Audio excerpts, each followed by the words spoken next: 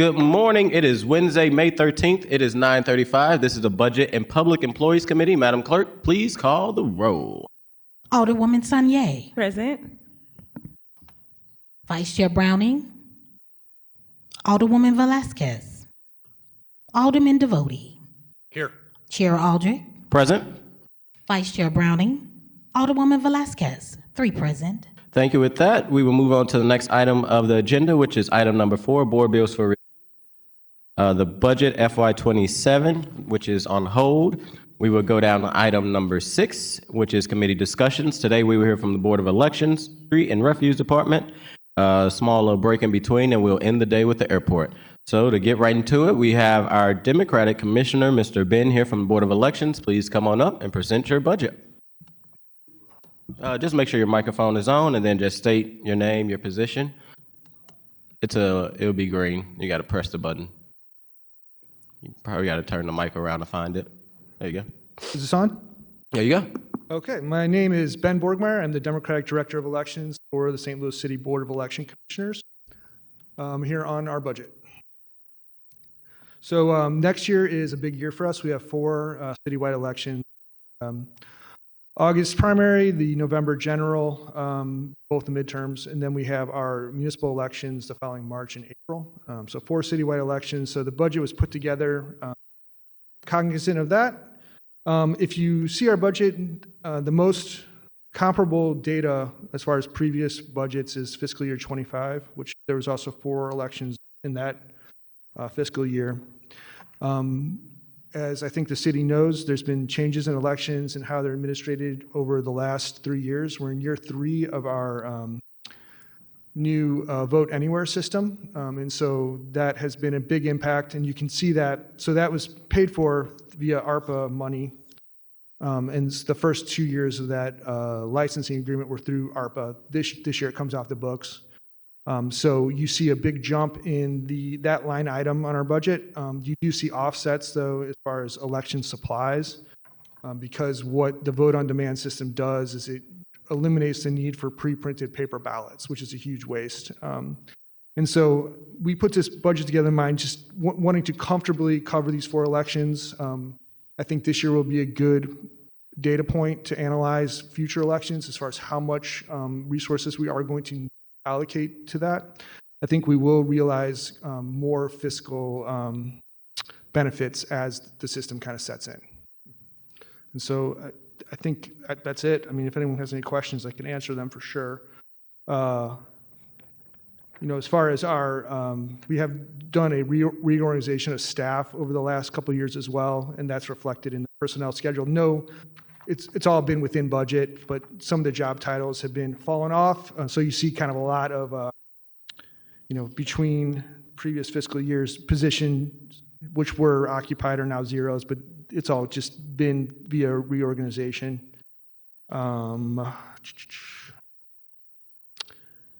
Yeah, if anyone has any questions, I'm here for it. All right, thank you. So in order of seniority, Alderwoman Sanye. Good morning, Mr. Borgmeyer. Good morning. Thank you for all the work that you do for our elections processes. I feel like your budget is pretty straightforward, so I don't really have any questions for you, but I do just want to commend you for the steps you've been taking to improve our electoral process.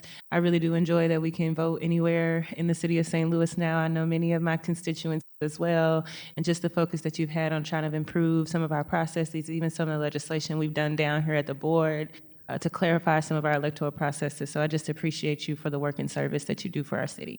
I appreciate what you do too. Thank you. Alderman Devotie. Yes, sir. I have just one question, and it's not necessarily budget related. We've now had a couple of cycles of early voting. I know that requires us to have certain election sites open more often than we used to. With a little bit of history, a little bit of perspective, what is your take on whether or how that has affected voter turnout? So I don't think it's necessarily increased voter turnouts. I think what you see is the same voters finding a way to vote, whether it's early or on election day. I can't remember what election it was when kind of dug deep into it as far as seeing actually more early votes, but then when you see election day, it all just kind of flattens out in the end. Our hope at the election board is, we try to maintain a strong presence of early voting because we do think it gives voters more access to voting. And I think over time, if more voters utilized early voting, it might reduce election day footprint, which would be a cost savings for everyone and with not reducing access. We have maintained as many as 7 early voting sites. St. Louis County in their large elections with a voting population of I think 3 times what we have. They have 14. So we're really trying to make a push to see that voters utilize. Yes. Can you explain how having the presence of early voting in minimizing the footprint on election day helps reduce cost? So election day is difficult to plan for, just because you do not know, you have to plan for 100%. Essentially, it's like what you're looking at. But if you would see greater numbers of people utilize early voting and get like in the mindset that was always an option, there's a possibility you could reduce polling places. I know that's not necessarily what people want to hear, but if you would see the utilization of early voting, then possibly some of those early day, same day or election day places might not need to be utilized. A lot of times when we pick an early voting site, it's based on geography, accessibility, those kind of considerations. Some of the election day sites might not be the most accessible and might not be the best experiences. So all those kind of considerations. Thank you. Appreciate your work, sir. Yes, sir. Thank you, Mr. Commissioner, for being here. I don't think I have any questions either. So appreciate you for coming. Okay, thanks for inviting me and thanks for having me. I appreciate it. All right, thank you. With that, I'll take a motion to go into recess until 11 a.m. So moved. Second. Moved by the Alderman from the 7th, second by the Alderman from the 5th. All in favor, aye. Aye. Opposed? Motion carries.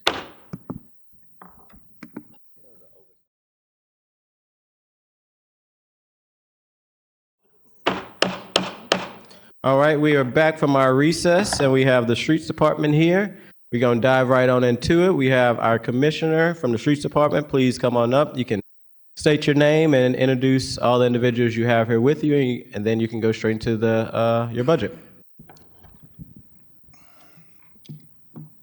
And just make sure that you try to talk into the mic as much as possible so people back home can hear you. Yes, sir. Good afternoon, Mr. Chair, members of the board. My name is James Jackson. I want to thank you for giving the Streets Department the opportunity to bring forward our recommended FY 2027 fiscal plan. As you all know, I came to the city in November, on the 17th to be exact. It'll be exactly 6 months and 3 days. And I've been, my background primarily is public works.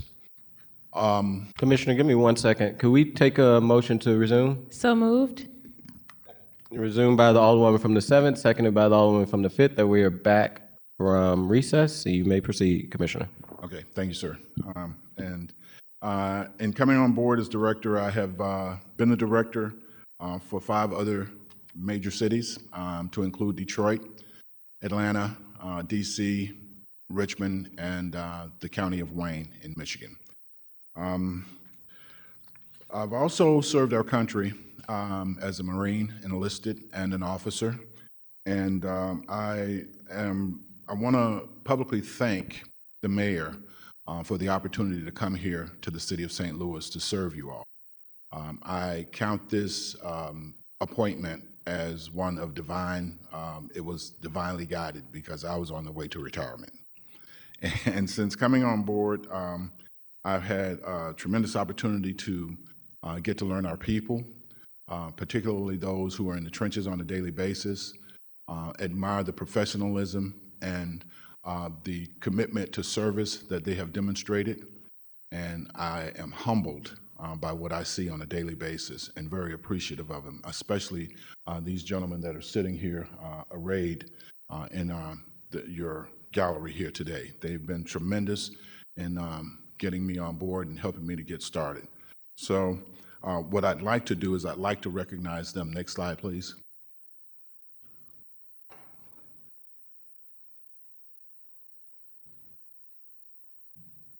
But that's not it. Go all the way to the end, please. We had a little misorganization here. The slide that I wanted to present to you all is the slide of our leadership team. So could you take it all the way to the end?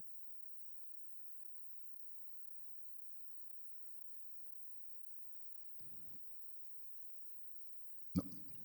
No. One more. Back up, back up.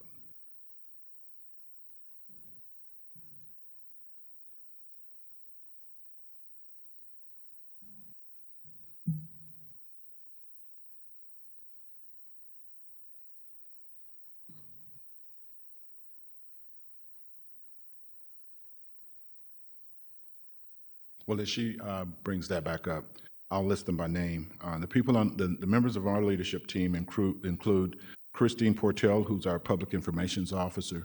She is not here with us today. She is with her mom celebrating her 95th birthday. With me here in the gallery, I have Mr. Lynn Epham, Commissioner of Traffic and Lighting, Mr. Edwin Young, Supervisor of Towing, Mr. Kent Flake, the Commissioner of Streets, Mr. Randy Brettenfield, the Commissioner of Refuse. Ms. Sandy Colvin is also not here with us. She's our Administrative Assistant 3 over permits. And Mr. Sean Hadley is here with us, Executive Assistant 2. He's in the Director's office, and then myself. We can go back up to the second slide now. Yep. I'd like to start off by sharing with you the department is in the process of revising its core values, its mission statement, and its vision statement.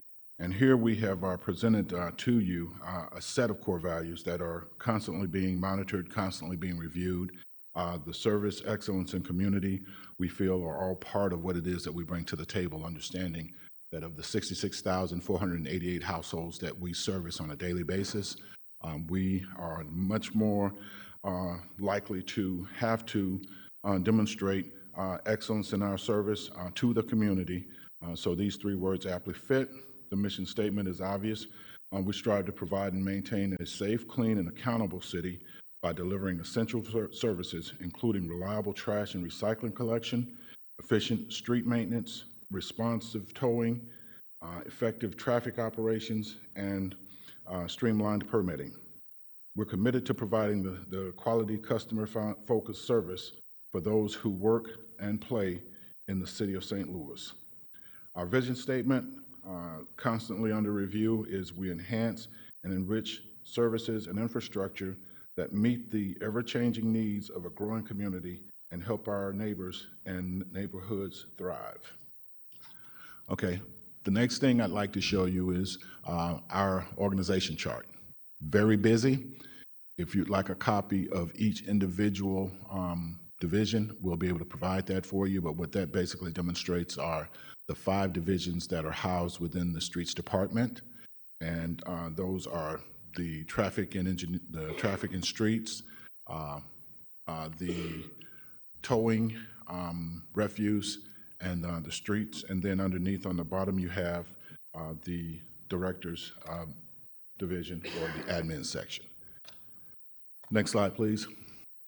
Wanted to take a minute before we jumped into the budget just to celebrate what I consider to have been a significant accomplishment. This past year, as you all know, we had a very strong winter. We had 5 events, and as we're going to share with you some of the metrics, throughout that time, we were able to keep the city's streets safe and passable, as well as to demonstrate improved efficiencies in some areas that prior to, I believe, had actually plagued us. But in doing that, we did several things that you might find or note to be of considerable improvement.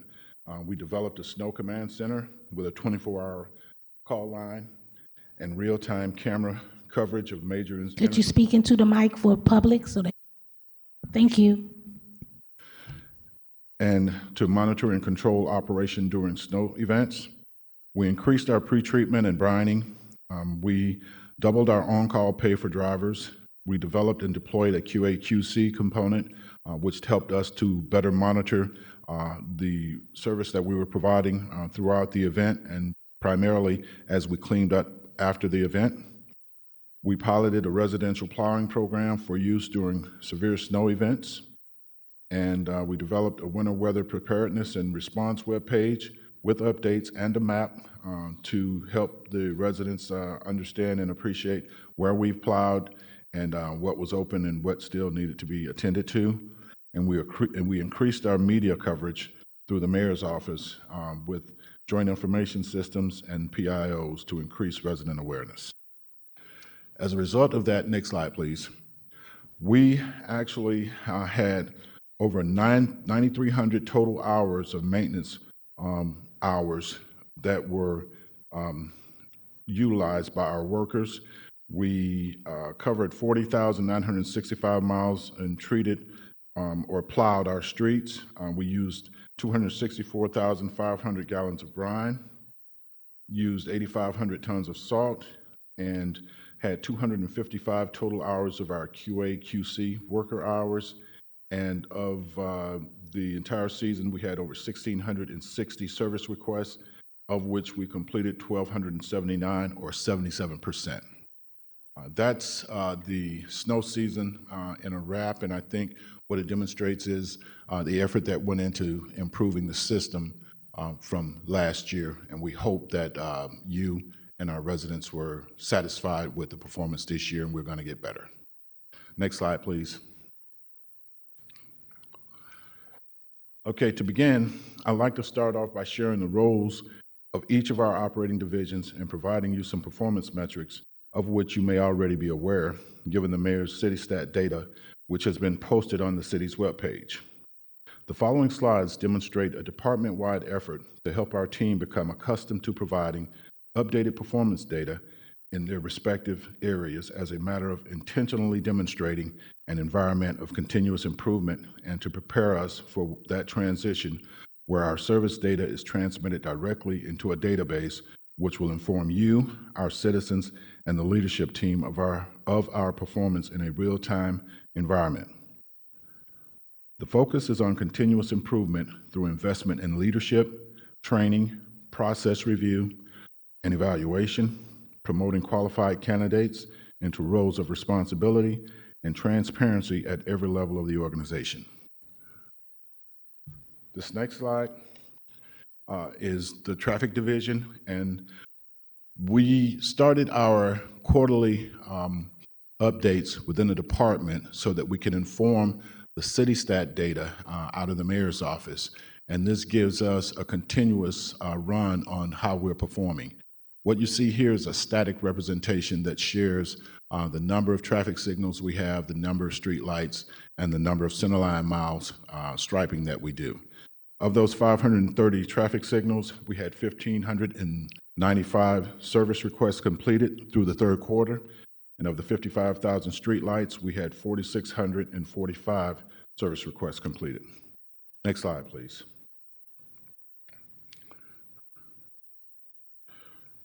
For the towing division, we had 2,000 vehicles that were towed. Let me get to this. That was a high volume operational quarter, and the categories included 668 auction vehicles, 1,079 redeemed vehicles, over 900 accident-related tows, more than 250 recovered or stolen vehicles, 287 abandoned vehicles, and we also handled arrest-related and homicide-related tows, as well as 139 city vehicles. This reflects the broad enforcement and service role the division plays citywide. Next slide, please. In our street maintenance section, we had over 3,325 tons removed from illegal dumping from 673 locations serviced. We swept over 5,200 miles of city streets, filled 1,641 potholes. We actually had 1,005 linear miles of roadway maintained, and over 700 centerline miles of alleys were maintained, with 10 inches of snow cleared. Next slide, please. In the roadway maintenance section, total for the year to date was over 3,200 potholes that were filled. And that put us in a position or a posture where we have a near record low as far as our complaints are concerned. And as we shared previously, for the third quarter, we filled over 1,600 potholes. We have 3 to 5 pothole trucks that we deploy 5 days a week. In those instances where we have to ramp up the service levels, we will deploy them on Saturdays if we exceed 200 service requests in our queue. Next slide, please. For solid waste, we had 31,308 tons of solid waste that was collected from the 66,000 households that was previously shared with you. 2,825 tons of yard waste collected, 1,119 tons of recycling collected, and 306 bins were delivered, with 6 illegal dump sites cleared and 166 citations issued, as well as 54 dead animals that were removed. Next slide, please. Now we'll get into the budget changes by the divisions from FY26 through FY27. All total, and we didn't have this listed here in our documentation, but all total we have 129 vacancies throughout the entire department. From FY26, we're going to have a decrease in the number of personnel in our table of organization from 453 down to 418. We're going to lose 34 and a half positions that will be reallocated. Our blessing here is that the majority of those positions are not filled, so we're just losing money from positions that have been previously budgeted. In the director's office, let me go to that. We had a reduction of 188,000. I'm sorry. To begin with, we had a 4.27% increase in appropriations for FY27 from $60,831,192 to $63,430,195. Beginning through the actual divisions, the reduction in the director's office was for $188,000.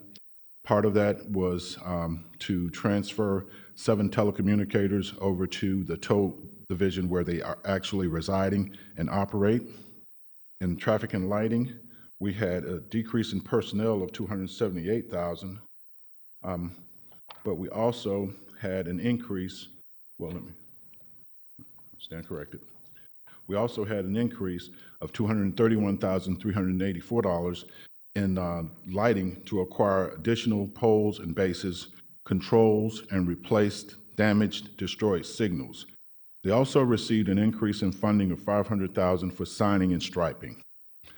In the tow division, we had an increase of $824,522 in general fund expenses to support salaries, personnel services, fleet services, utilities, fuel, and internal services. This complemented the 7 telecommunicators that were transferred from the director's division. There was also a slight increase in utilities, fuel, and internal services. In the streets division, there was an increase of $836,715, and that was to provide additional funding for winter salt and fuel. Refuse also saw an overall increase in personnel of $894,340 to accommodate the addition of a construction equipment operator to operate front loaders. We also desire to hire a GIS specialist in support of the technology that we're bringing to the division and hopefully the department and eventually citywide in the modernization of our routing system and the digitizing of those systems. The division also received an increase of operational costs of $740,352 to support the acquisition of a new rear loader for $246,000 and increased funding to support this GIS position for the refuse vehicles and transfer station costs increase of about $380,000 and fuel costs projected to increase by about $337,000. Next slide, please. Okay. Going into staffing, we have it listed here for you. There were 39 positions in FY26. In addition to those positions, we added a labor supervisor, a program manager 2, and a fiscal manager 2. We also released payroll specialist, an admin assistant, and those 7 telecom reps to go to towing. In traffic and lighting, there were a total of 72 positions for FY26, and we actually lost a painter, 2 electricians, and 2 trades helpers. In the towing division, we added a commissioner and the 7 telecom representatives. Next slide, please. In the streets division, all we did was let some positions go there. There were a total of 31 positions that were released in the streets division. Most of them were utility workers and utility worker leads, in addition to a program manager 2, labor foreman, and 2 heavy equipment operators. For refuse, again, we added the construction equipment operator, the GIS specialist, street and traffic inspector, and the 2 utility workers, while at the same time, we released 5 utility workers, a government services analyst, a refuse route safety coordinator, and a heavy equipment operator. Next slide, please. Now, the question was asked, Mr. Chair, how was this going to impact our priorities? What we're looking at in the director's office is the investigation of a system, a platform that will assist us in bringing together the service requests, information, input, tracking, and storage, real-time access to performance data, real-time tracking of all motor assets or mobile assets, to include the onboard telemetrics to provide awareness and tracking and performance at the department level, and hopefully, again, as I mentioned earlier, eventually citywide. In traffic, we requested $790,000 based on the FY25 expenses.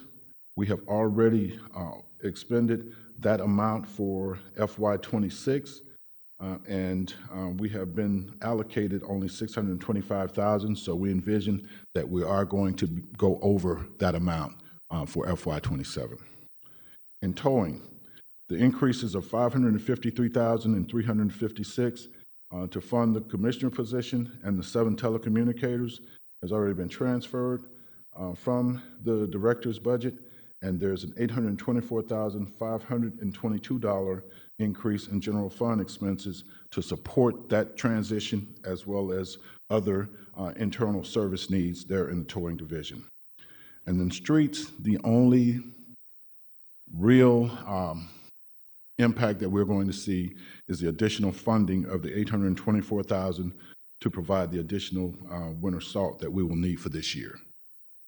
Otherwise, we will be, as has been status quo with you all, through Commissioner Flake, working with you to provide the street maintenance that you all are requesting in your respective wards. I understand that that's going pretty good at this point, and we hope to continue it. We also have a pilot program that's underway where we are working currently with 2 of your colleagues to assess their streets, give them their condition ratings, and also give them recommendations as to how best to address those issues and utilize the funding that they have available so that they get an opportunity to maximize those funds. And we have every indication up to this point that that's going to turn out well, and that others of you are going to want to participate in that program.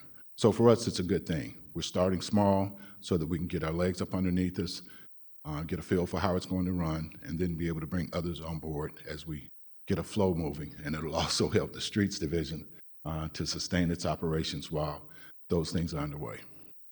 And in refuse, the big area right now for us is refuse. We've got 2 studies that are underway. One, the New Gen study, it's a CART study that is studying where we can take containers out of alleys and put them on the streets and create additional CART routes throughout the city. While it's doing that, it's also going to document the data, the information from that effort or from that study, and provide that information to us in a digital format. And that's going to complement the second study that we currently have underway, which is the route digitization study, which is going to also document all of our alleys, all of the carts in the alleys. It's going to digitize our current routes, which have formerly been created and maintained manually. It's going to give us the opportunity to actually put them in an electronic format and to maintain them. And thus the reason we're asking for the GIS specialist in the solid waste division.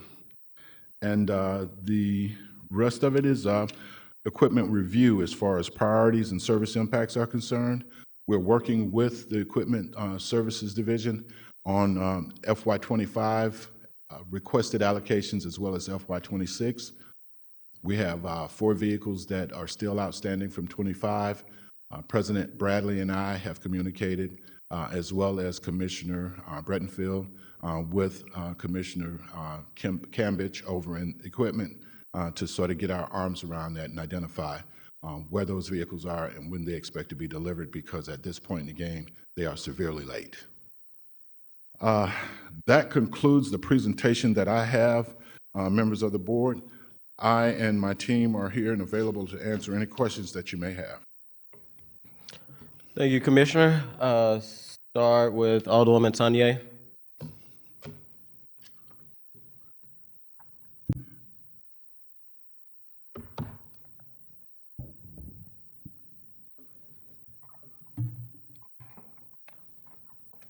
Good morning, Commissioner. I am amazed at all of the strides you've made in such a short time. I do just want to say I did hear great news from plenty of city workers in regards to the doubling of the on-call pay. When that happened, I received some very good feedback from staff and some of the other decisions you've made. So thank you for, some of the very tangible, real operational improvements you've been working to make. Yes, ma'am. In regards to specifically the budget, this question is maybe more so about just my understanding. It looks like in FY26 you budgeted for 7 telecommunicator positions, but you don't have a request for any of those for this year. Is that because they switched over to another department, or I was just trying to follow that position because I couldn't, I didn't see, even though I saw it requested in last year's, I didn't see it. Yes, ma'am. They were transferred. They were housed in the director's division, but actually working in tow. So we just transferred them from the director's division into the tow division. Okay. Thank you. Okay, salt and chemicals. I'd assume that this would be from last year's amount, and based off of the input, because I know that we ran out. I had residents saying we ran out, but last year you requested $800,000. This year, you're requesting a little bit over $1 million, and that is just for the continuance of the program and to be able to scale it up a bit. Yes, ma'am, and Commissioner Flake would probably add an additional thought to that, but each year we go out for contract, we go out for bid.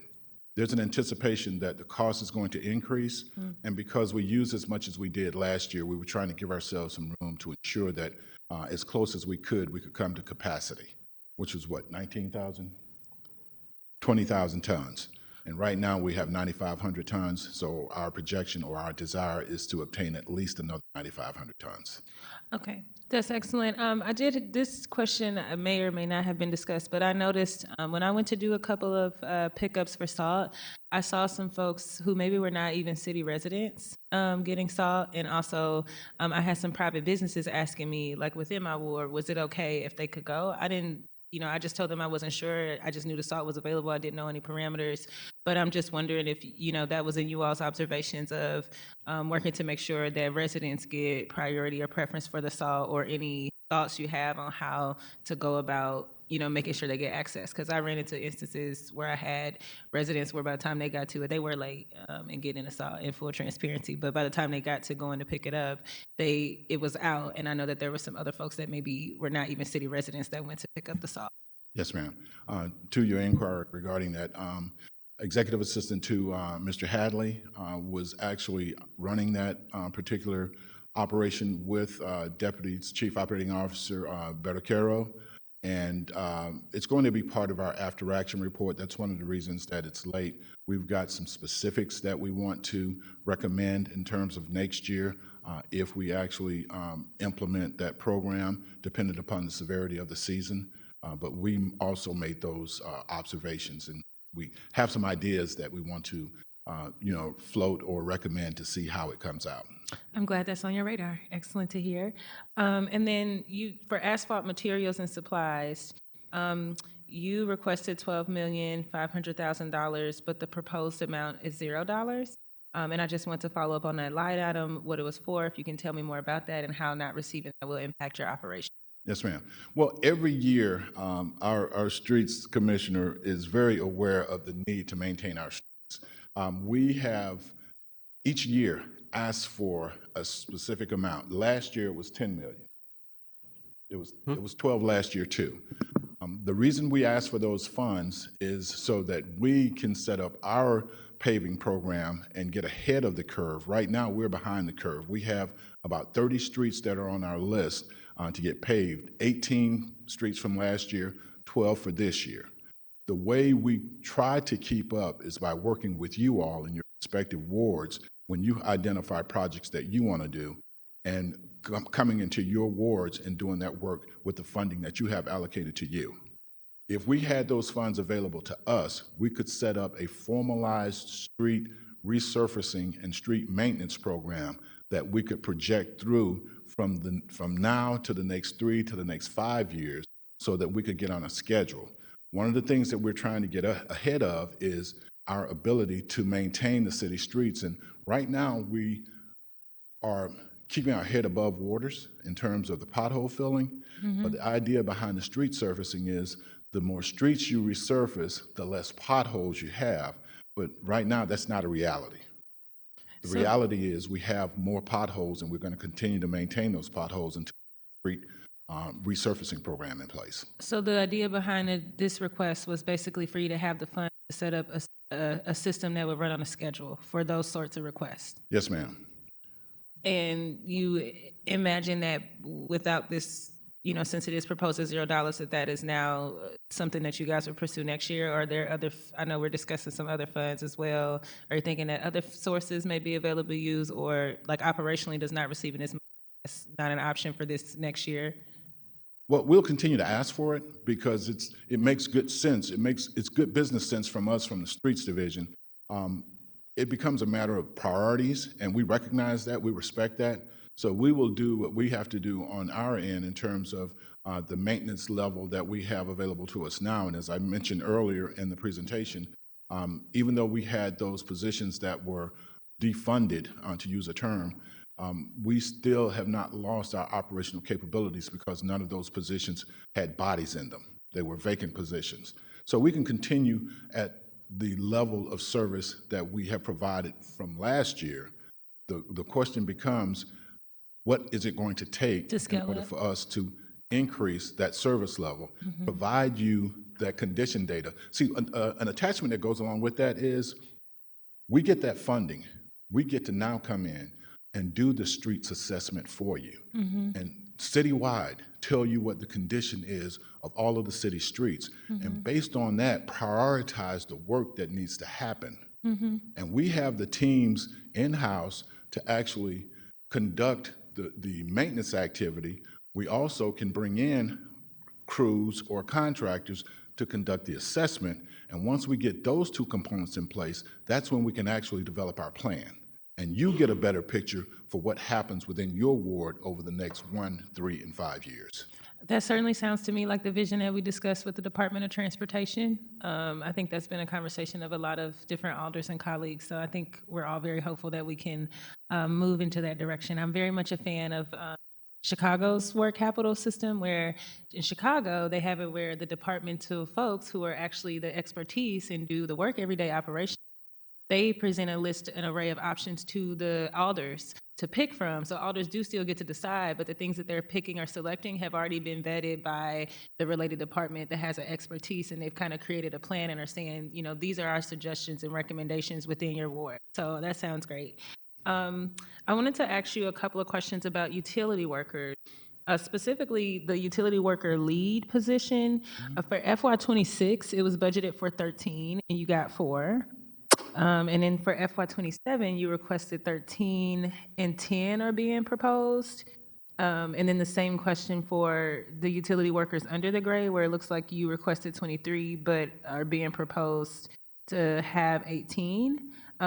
Specifically, I guess the lead catches my eye, but I'm just curious operationally within these positions, does it give you the manpower that you need to do what you need to do operationally on the ground? Well, again, Madam Alder, going back to the initial supposition was because we lost no people, our current ability to provide the levels of service we And provide. do you mind just for the sake of the record talking about like what that role does offer? Oh, sure. Utility worker 2, is that the street sweeper? Utility Both worker. the lead utility worker and the Utility worker. utility worker grade. And anybody that you may have to just come up to the mic so that they can hear you back home. Thank you. All right, so the utility workers, Can you introduce yourself first for the public? I am Ken Flake, Commissioner of Streets. And you're a little tall, Mr. Flake, right? So you might have to bring that on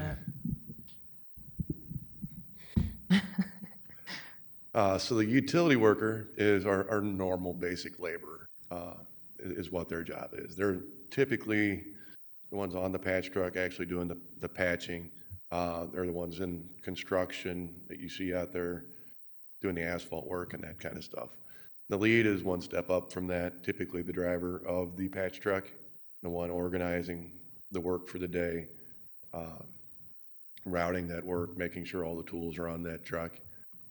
And what was the other one you were asking about? Just the lead, but specifically what I'm asking you about is really the difficulty in the roles, because obviously there's a lot less, and I just wanted to verify that because we're not, what are the reasons? What have been your difficulties in getting that role filled? That's a good question. A lot of my utility workers don't want to be lead utility workers, which is kind of interesting because everybody wants a promotion, right? Mm-hmm. That has just been a job that has very, very few applicants for it. And internally, not many people want to move up into it. It's actually kind of a nicer job. You do less labor and you do a little more organization of work for the day. So I can't really explain why. You think just the role itself is a difficult one to do, just not one that attracts people, but not necessarily anything about the pay rate or competitive, just that in general that role is one that people tend to have less of an appetite for? Yes, and in our world, they also kind of leap over that and go to a heavy equipment operator 1 or a heavy equipment operator 2. So either driving a dump truck or driving a street sweeper or with refuse to drive trash trucks. So it gets skipped a lot too. That's part of it.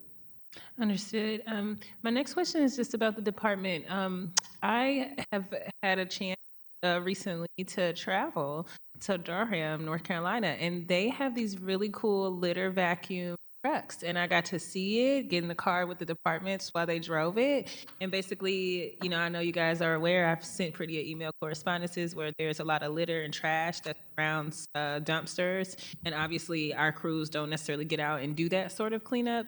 But I've noticed like a tool that does exist is, there are big trucks, but then there's a vacuum attached to them, and you can put them on the ground and they can suck up. You may need a staff member, an employee, to kind of make sure that the trash goes under the vacuum to take it up. But seemed very, like I saw ones that were massively covered, like many of the ones that I've seen in the ward that I represent.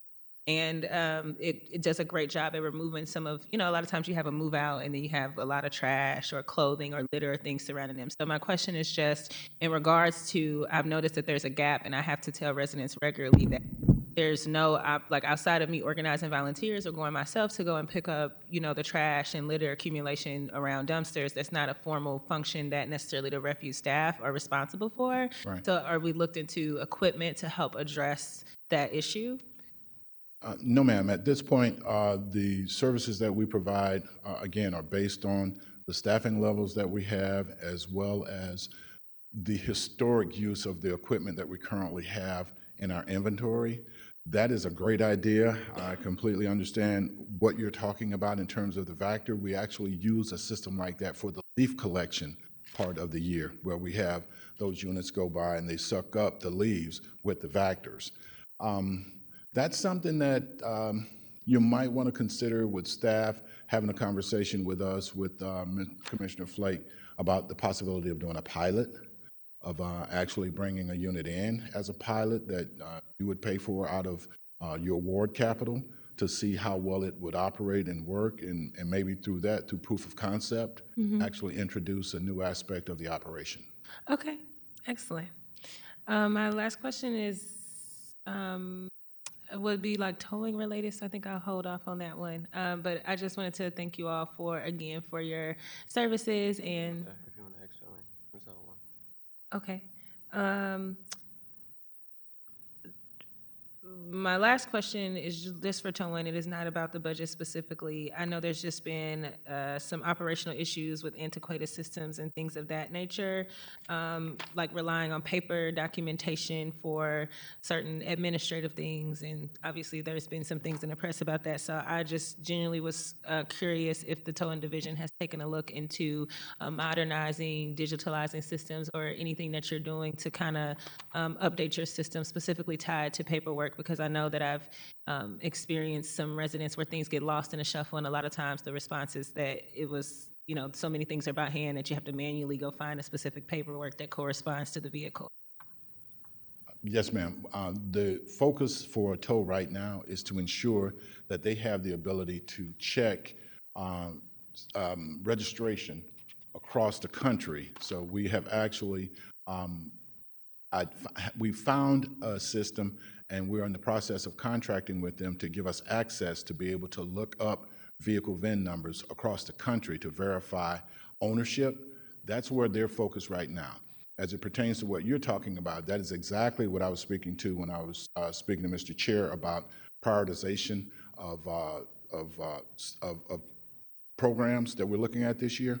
We are looking at a system that will help us to digitize, to bring all information into one data portal, and to be able to pull away from that data portal the information that we need that is universal in its existence, so that no matter where you are, you can pull that information. You can actually pull it for trend analysis. You can pull it for any number of purposes that you might need it for. In fact, we just had Mr. Hadley go up to a conference yesterday in Chicago to look at just such a system with a colleague from IT to assess what its capabilities were, and they came back with a very favorable report. So we're looking forward to continuing that conversation so that we can start moving into digitization of all information. Okay, well, thank you so much. I look forward to talking about the pilot a little bit more. I just got to do a cool pilot also with you all and some other departments for Quick Build, so I'm excited to talk about litters. And I would definitely say in regards to the digitalizing of the towing division, that would be helpful, because I've definitely experienced where a lot of times I have residents that have issues. What I will say, if I personally get involved and start reaching out and making calls, I usually can, figure it out. But to me, that's a big sign of inefficient systems, because systems should not rely on individuals being able to get things done. It should be something that works no matter who's trying to move through the shuffle. So I'm glad that that is on your priority list. Yes, ma'am. Alderman Devoti. Director Jackson. Can you turn your mic on? No, I'm here. Hold on. Director Jackson, it's good to see you this morning. Yes, sir. I know that before today, you and I talked a handful of times over the telephone and also communicated by email. I want to thank you for your responsiveness. I don't know that there's ever been a time where I've made an inquiry which you haven't gotten right back to me. For what it's worth, and I know you know this because you've been in this line of work for many, many years, but I would, and I don't think this is an exaggeration, but I would guess that 8 of every 10 resident inquiries I receive have something to do with a matter overseen by your department. Whether it's a paving issue, it's a trash issue, it's a lighting issue, sidewalk issue, snow removal. That is how important your department is to this city operation. And I know you know that. But for what it's worth, That's a little bit of data, and I truly, sir, I don't think that's an exaggeration. I do have some specific questions, but if I could go on a riff just for a minute. I heard the chair there. I'm relatively new to this position. Frankly, the ward capital situation is perplexing to me. Before we started here today, I actually had a discussion with Commissioner Flake with respect to paving roads in the Fifth Ward. This probably doesn't come as a surprise to you. I've never milled a road. I've never laid any asphalt. I've never poured concrete. I've never pulled up any sidewalk. I've never gone through myself and done any evaluation of what street should be paved at any given time. Frankly, from my perspective, and I know there's some longtime alders that would disagree with me. I'm a lawyer by trade. I don't get why me should have frankly, any direction. I mean, it's always nice to be consulted, right? But frankly, on what gets paved in what order. I am 100% behind the idea of letting the professionals dictate and direct what gets paved, when it gets paved, and what the schedule is. To your point, and you mentioned that you had a pilot program in place, and I love the idea of being proactive versus, the idea of Macklin Avenue south of Chippewa is terrible to drive, so we better pave it this year. I love the idea of being proactive. To the extent of, and I know you talked in terms of working with alders on funds.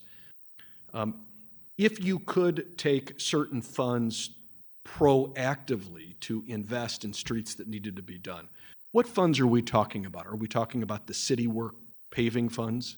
I don't know that line item specifically. Alder Devotee, what line item would we be talking about? Do you know off the top of your head, Commissioner Flake?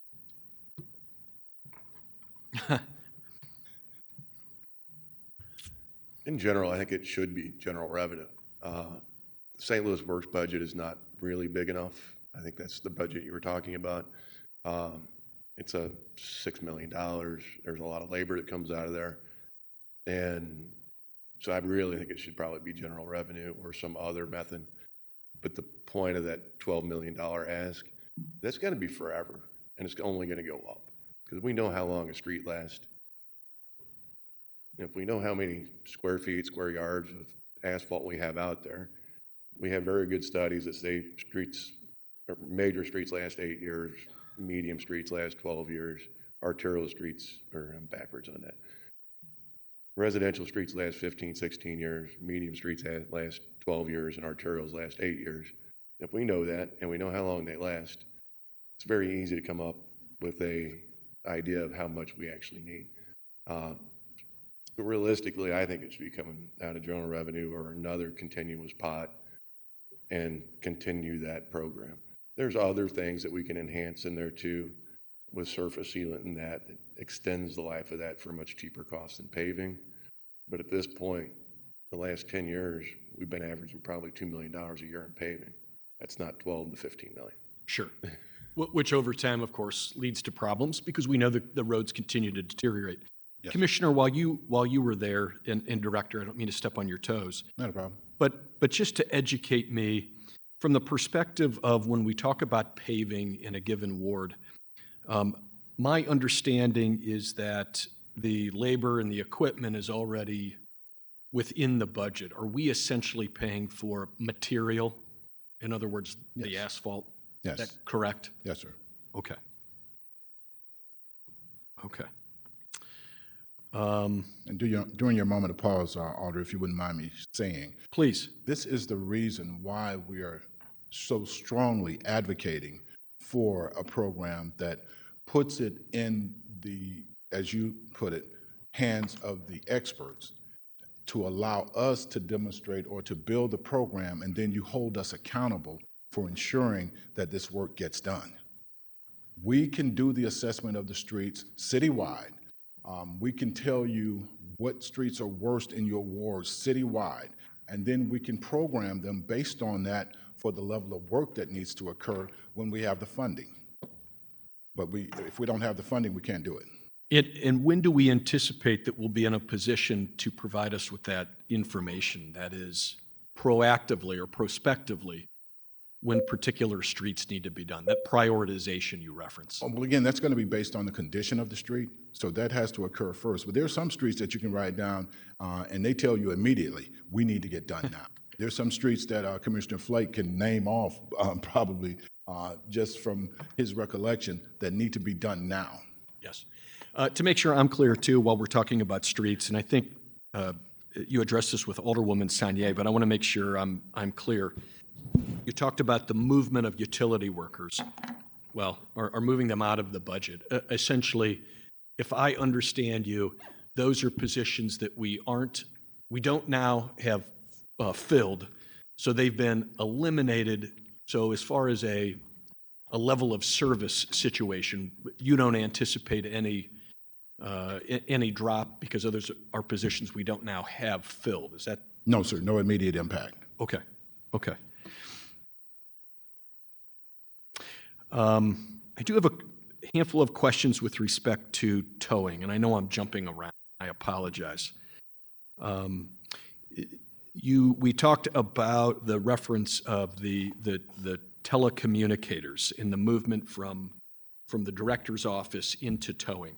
First off, don't give me more credit than I deserve. What is a telecommuter? What is that role?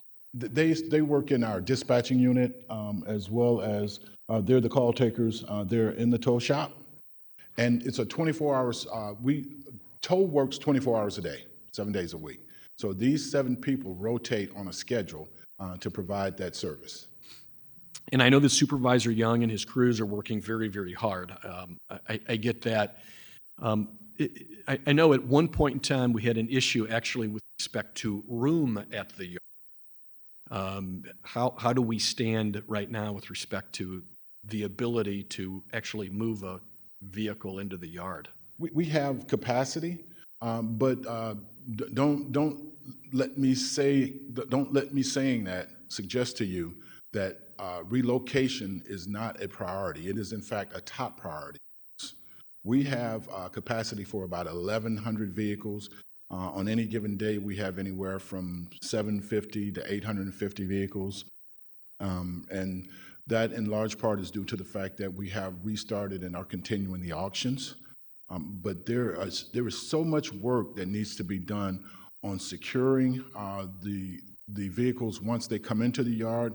And most importantly for us, the condition of our workers working in a building that was severely damaged by the tornado. When I first got here, that was one of the locations that I first visited, and it became a priority then, and it remains a priority that we find a location that we can put our people in so that they can be comfortable doing their work. They work 24 hours a day, 7 days a week. Understood, and I appreciate that, I do. Thank you, Director.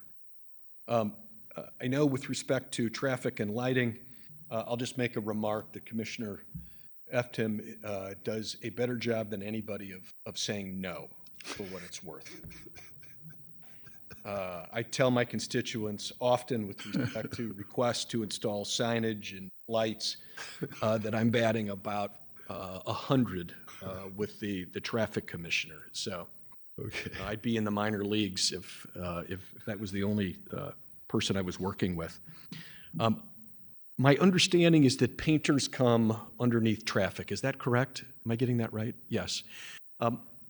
I noticed that, and I can remember a conversation last year where there was some concern about how many painters we had, as well as our crews. And one of the things I picked up in reviewing our materials is it looks like we are deleting one of those positions. Is that right? What is your thought with respect to our ability to do what painting needs to be done when we were already short and now we're actually losing another position in the budget? Well, Alderman, it definitely raises our eyebrows, particularly when we consider the tremendous work that Human Resources has done recently with the salary adjustments, the work that Director Light and his team have done by giving us some room in terms of our hiring and in terms of our salaries, our starting salaries. That may begin to pose a problem for us as we start interviewing these candidates who right now won't take their positions because this position is making anywhere from 20 to 30% less than its private sector counterpart.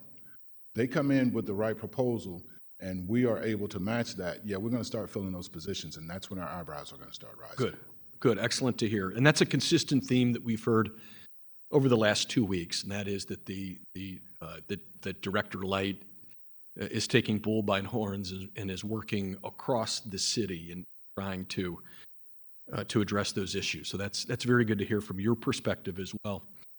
Finally, I'd like to move into refuse, and I will just say, and my memory is that this preceded you coming in, Director, but to give congratulations due, because I know there was a tremendous amount of hand-wringing.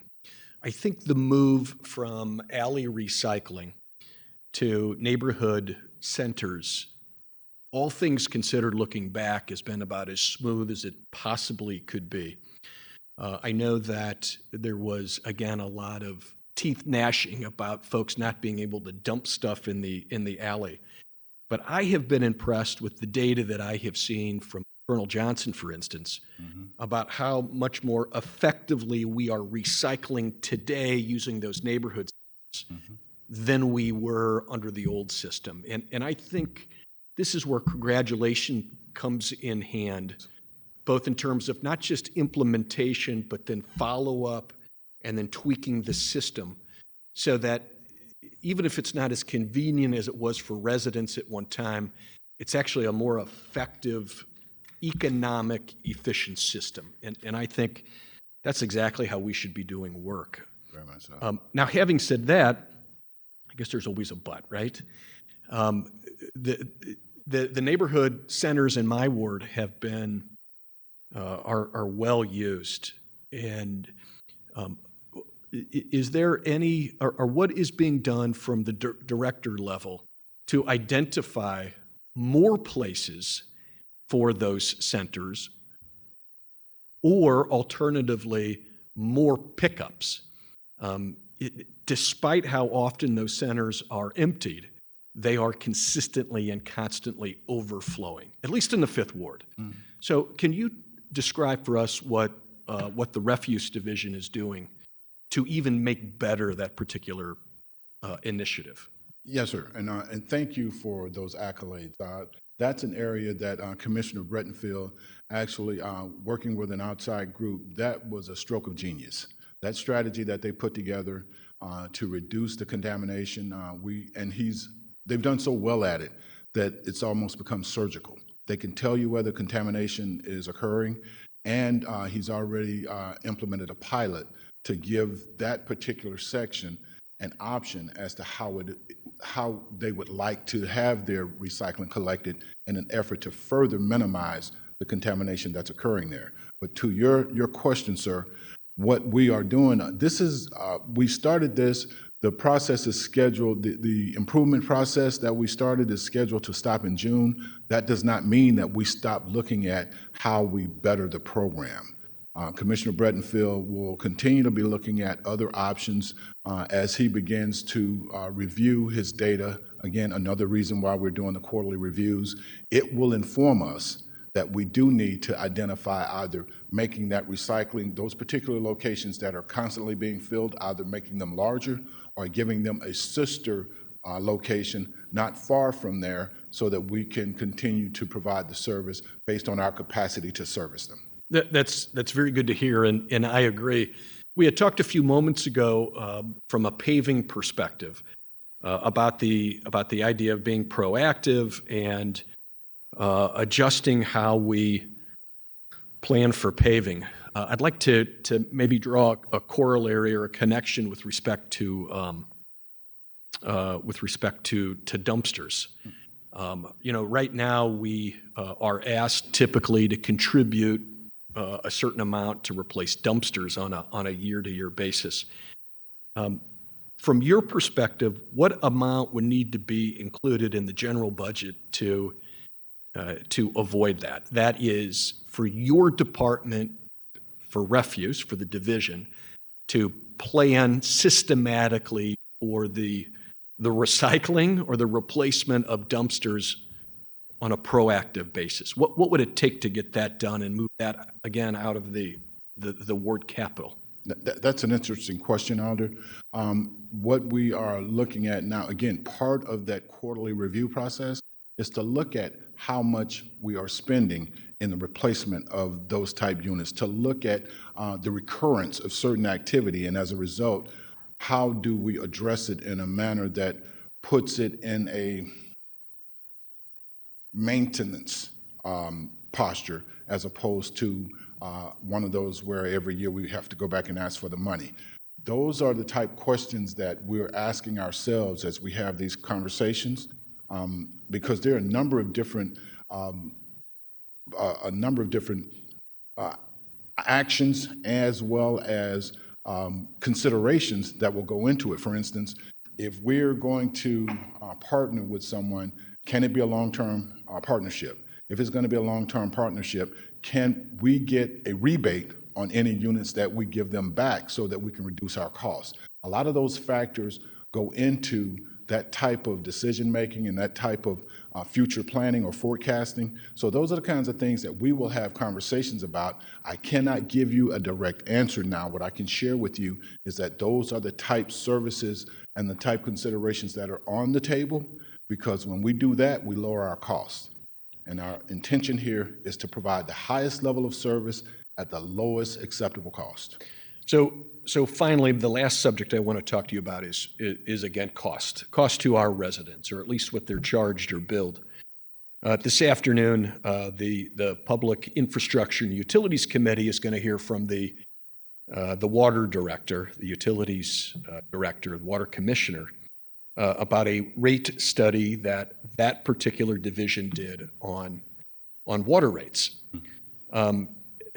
My understanding, and I can be corrected if I'm wrong, is that the services we provide with respect to refuse, so trash collection, recycling collection, bulk pickup, and what am I forgetting? Vegetation, certain months out of the year. Yes, sir. That my understanding is that what we are billing our residents on a month-to-month basis is frankly a pretty dang good deal. The lowest I've ever seen. So is there any plans from your department's perspective to do something similar to what the water division recently done, to study what the actual cost is of those services so that we can more efficiently bill for what services our residents are actually getting? Yes, sir. Of course. That is part of the continuous improvement process. Once we identify what our total costs are, we can identify what the per capita cost should be per household, per se. And as a result of that, bring that forward to Colonel Johnson and to the mayor with a recommendation. We are sister services with the water department, so we are obviously behind them 1,000% in what it is that they're trying to do right now. We want to let them get in the door and out with their rate increase, and we'll definitely be looking down the road at what a potential look at that situation would be for us. I know I'm catching you cold here. Apologize, Director, but as you sit here or as you stand before us, do you have a rough estimate as to what each of those 4 units actually costs the city on a month-to-month basis? No, sir. I have not itemized costs, and I apologize. I caught you cold. So it sounds to me like it is something that the division, the refuse division, would need to do into what water has done to actually figure out what would be fair and equitable. I believe Commissioner Bretenfield could give you a very good read on it. I wouldn't put him on the spot right now because there are a number of different things that I've got him working on that his mind is wrapped around, but we can certainly get that information to you if you'd like it. He and I have talked about that, so I know he's got that under control. Director, I appreciate your patience with me this afternoon or this morning. Of course, sir. It's good to see you. Thank you, sir. You're welcome.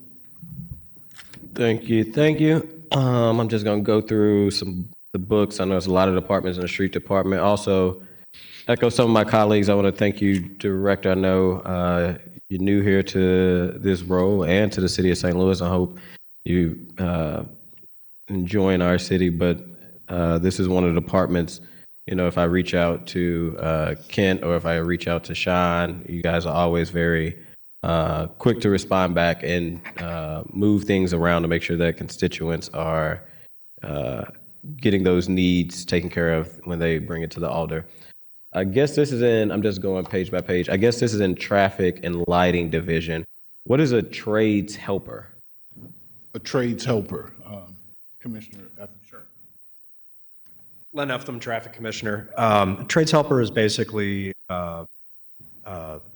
it's a laborer for the electricians, is basically what it's down to. Either a laborer for the electricians or a laborer for the painters. So they're doing the labor work, not the trade work itself. Okay, and then going to painters. So what do our painters currently paint? I know the question, but there's a question within that. What would a painter be painting in the city? Sure. Our painters are responsible for every lane marking that you see in the street. So crosswalks, center lines, lane markings, that sort of stuff. Have we stopped painting, I guess, like when there's a yellow line, no parking? Is that something that the city? We stopped painting curbs, if that's what you're asking. Yes. Yes, we stopped painting curbs probably 5 to 10 years ago, and it's strictly because of manpower. We just don't have the people to do it. So the yellow curbs that are faded, that need to be repainted, how would a resident go about getting that taken care of? They can't with us because we just don't have the people to. Right now I have 4 painters on staff, and we do not have enough manpower to keep up with the work in the street, much less curb work like that. You got 4 on staff, but it looked like you guys asked for 8 this year and only was granted 7. That's correct. Do you expect to hopefully bring in more painters? As Director Jackson said, we hope to be able to with this new pay study, with the increase in the starting salary. It seems like I would say 80 to 90% of who we interview immediately shut down our interview once we give them the starting salary. Which is roughly $35,000, I believe, for a painter. Woo. Yep. Make more McDonald's. Yes. For overtime. So if because I'm dealing with a situation right now over by the convention center where the yellow line where folks pull in and out their building on the back end is faded. So if residents paint it themselves, they won't get in trouble clearly because the city is understaffed. Correct. Okay. Moving on to the tow division. Street maintenance is looked to be, you requested it, superintendent, but didn't get that position. What is a street maintenance superintendent? The superintendent is a position in between the deputy commissioner and the current supervisor, and that position pretty much oversees all of operation. Okay, and the current commissioner of tow, so that would be it would be a middle person between the commissioner and the supervisor. Yes, sir. And that role is, would you say, I guess, is important? What's the importance of that role? Very much so, sir. And the primary reason at this point is superintendents came to me early on in my tenure and shared not only would, in this instance, tow like to see the superintendent position created within its portfolio, but there are other superintendents that would also like to have an additional incentive added to their current position whereby they have the opportunity to capture overtime. The current superintendent position would not allow that, but bringing that position onto or into the portfolio with that particular provision would incentivize some to actually rise to that level. And it was expressed to me directly that if that position were created and it did have that incentive, that there are internal candidates who would be very interested. And I believe with what Human Resources is doing right now, we may have the opportunity to do that in the not too distant future. Is that a new position that you guys are trying to add? Yes, sir. Okay, so it wasn't something historically that operated within the tow division? No, sir. Okay. Tow operators, you currently have, what, 13 tow operators? 13 positions, yes, sir. Okay. Positions, And I 8 see, positions filled. I see you asked for 16 and only was granted back, or Paul only gave you 3. What would the impact, I guess, of those additional 3 tow operators do, not only for the department, but for the city? Well, it would increase our capacity to tow within the specified timeframes. One of the things that most people don't know is the booting and towing operation, we stopped operating on booting and towing at 1 p.m. For safety reasons for our tow operators. If we had those additional 3 positions, that would give us the ability to pull that much more or that many more units with those 3 operators. After 1 p.m., they go into their normal operating mode, and of course, it increases their capacity at that level as well. So you guys also boot outside of the treasurer's office? Yes, sir, we do. And maybe, I think the Alderwoman asked that question, but maybe I missed it. How is, I guess, that relationship between the treasurer office and the streets department when they put the boot on and you guys come pick it up? How is that going? Because that was a back and forth. Yeah, and we it is, I would say, we're collegial towards each other. We operate to get the job done. They to make sure that the boots get put on. We to ensure that once the boots are put on, we come and get the vehicles for them. And we understand, they understand what our capacity is, and they're working with us on. Why would you all boot a car? I'm curious, because you wouldn't know if We do not boot. so They you boot. do not boot. We do not boot. Okay, They- I thought I asked if you boot, and I thought you said you do boot. So Oh, no, sir, we do not boot. you just tow. Okay. We just tow. The tow lot, and I was taking notes, but also doing something else. I guess, what is the capacity we at the tow lot currently? Currently, we have about 800, I want to say upper end, between 800 and 850 vehicles. Our capacity is about 1,100 vehicles. How much do we charge, like, what is the rate for a tow? If a car's towed, what's like the rate for a tow rate? Bring me up to speed on that, Ed. $100 to bring the vehicle in, and 20. And I know y'all talking back and forth, but they can't hear you at home. $100 to tow the vehicle, and $25 a day up for the 30 days, and then the fee goes up. But also, the vehicle is now eligible to be sold in the auction. What limit? When does it reach a limit where it's eligible to be sold at the auction? 30 days. 3 days. 30 days. 30 days. Yes, sir. $100 to get towed, $25 each day. Yes, sir. Have y'all ever looked at, I guess, compare that price? And I'm assuming do those funds for the tow and the $25 a day and then auction, do that go back in general revenue, or would that go to the streets department? It goes to general revenue. Okay. Have y'all looked at, and I mean, I'm not a fan of more money, to be clear, going to fees, but I guess, what is that comparison to like St. Louis County or our other municipalities with the tow rate? I have not looked at other municipalities. Say again? Okay. What I'm hearing from the gallery, Mr. Chair, is that other municipalities are charging twice what we're charging to tow, $200. Okay. And is it true that, I guess, the tow yard have like a escrow fund? Could you explain what that is? That one is new to me. Commissioner Flake, can you explain that? And I guess where would I find that a budget? So the escrow fee, this is a very. So escrow fee. So this is a fee on top of. So my car get towed, that's $100, $25 a day. I guess you're going to explain, what is the escrow fee and when is that So there's added? not a fee for escrow. So what happens if say you got a really nice car, for some reason it comes to tow. It was really nice, like a 2010 Nissan. It's got a nice paint job. But if we sell it for more than what the fees are, so we sell it for 10, it has $2,000 in fees, that 8,000 goes to an escrow account kept in the treasurer's office. At any point, you figure out we sold your car and it's actually registered to you, and you can request that difference of 10 minus the 2,000 in fees. So, so I'm hearing it right. That fund is used to give back to individuals after you sell their car and you figure out the value is more than what it was sold for?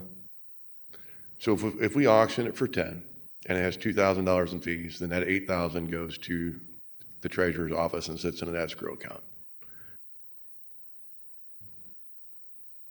Okay. How would a person know about this? I mean, is it something like my car is now booted, towed, you're out in auction? So let's get to the auction part. Do you send notices out when you are auctioning off a person's vehicle? We send out notice originally when we get it.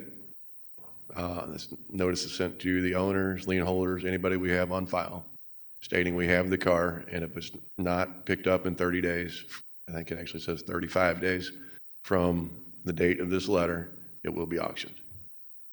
But there's not like another like final notice like your car is going to be auctioned off on this date.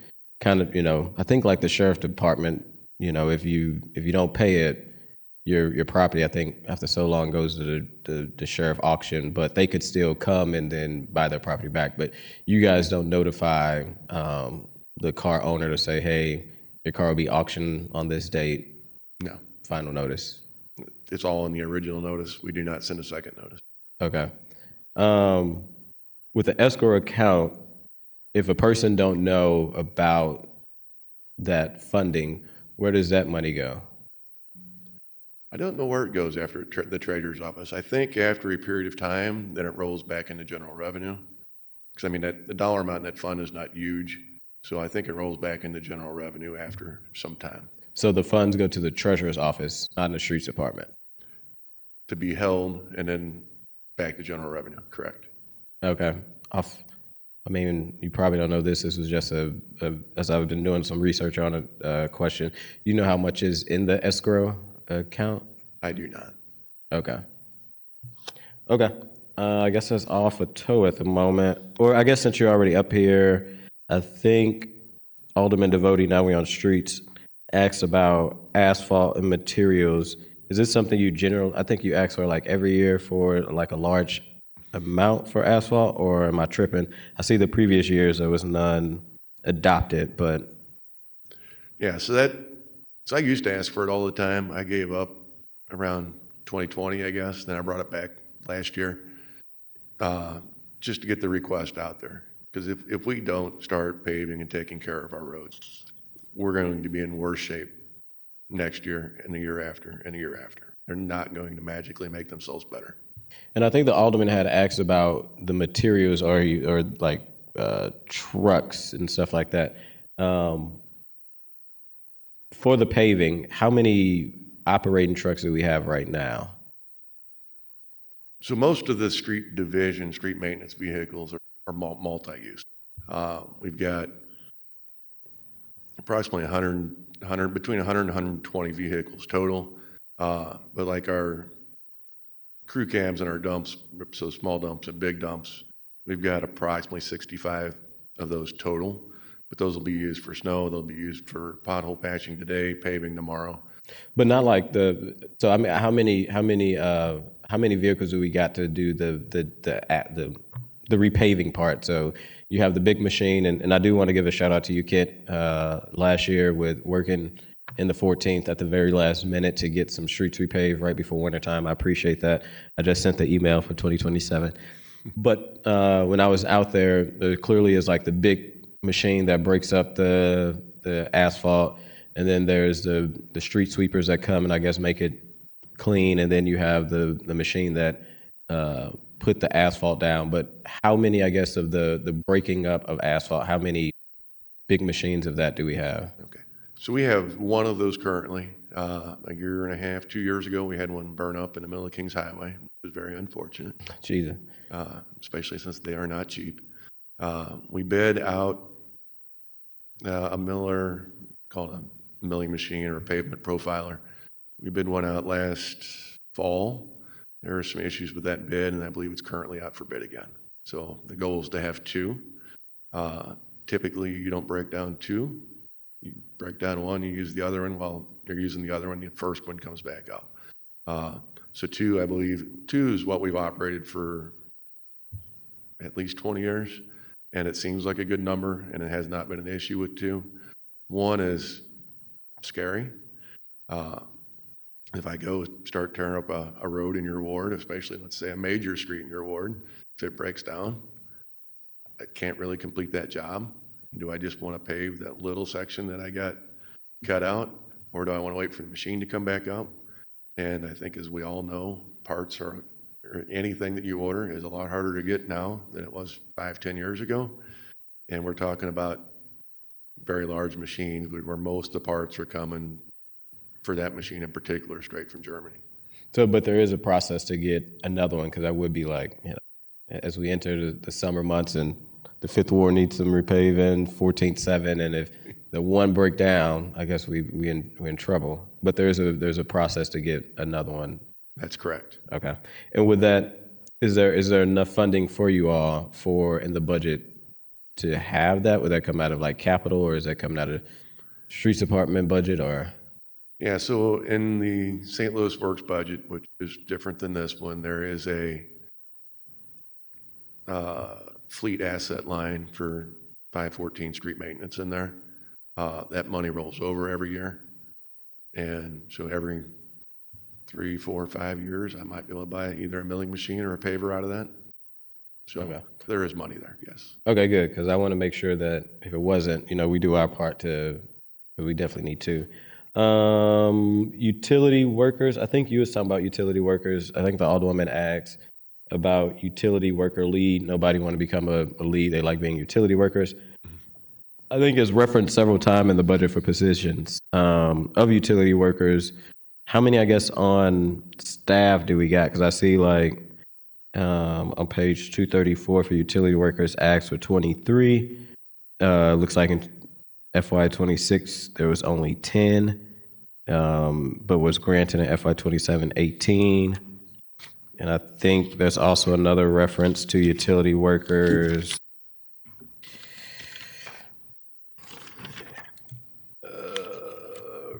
Well, I guess how many do the department have of utility workers? Sounds like it's an important role. Give me one moment.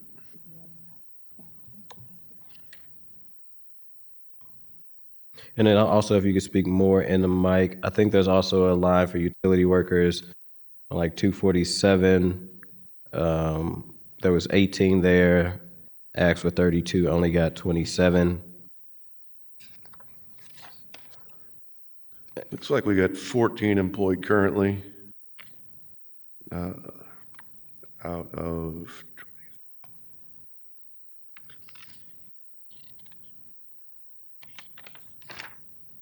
33. Okay. And just a few more questions. I don't know if this is a question for you, Kent, or the commission or director. On 234 going into 235, looking at, I guess, street STL works of like employees. It looked like you guys,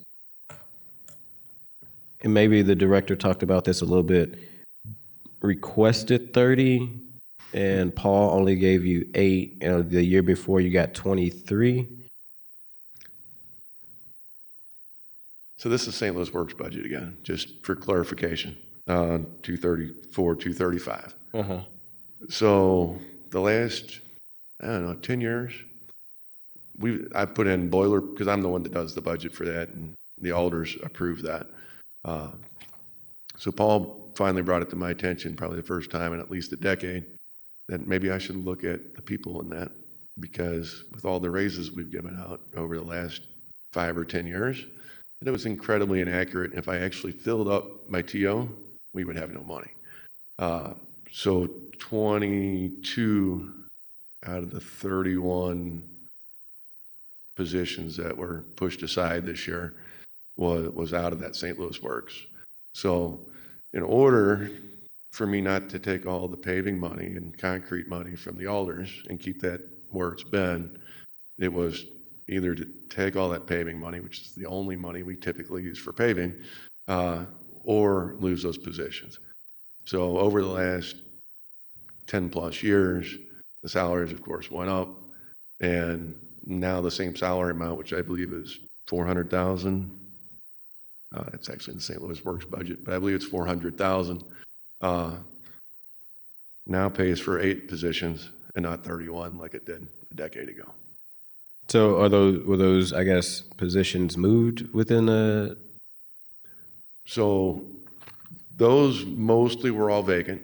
Any positions in there that had people in them were moved over to the 1,000 budget. Okay.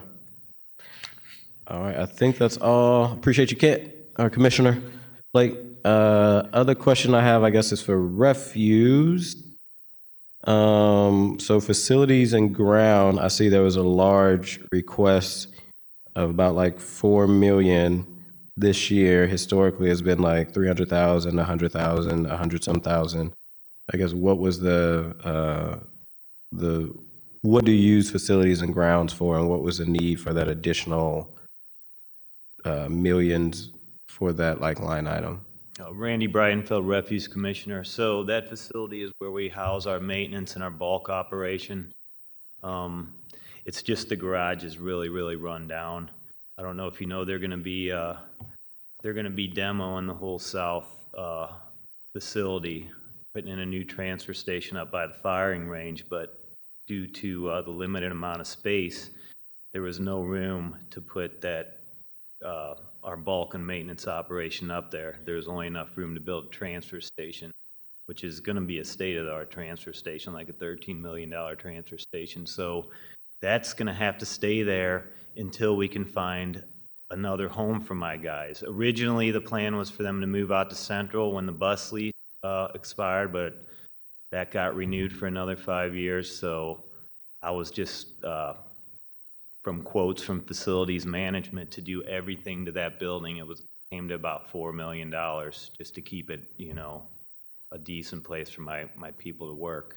And right now, it sounds like there wouldn't be a place for, I guess, your guys from the refuse to go. Right now, there is not, no. So right now, all we're doing is putting Band-Aids on the building. Okay, and when you say your guys to go refuse, you mean like the trucks and all the equipment and stuff to be housed? And is that housed off Hampton?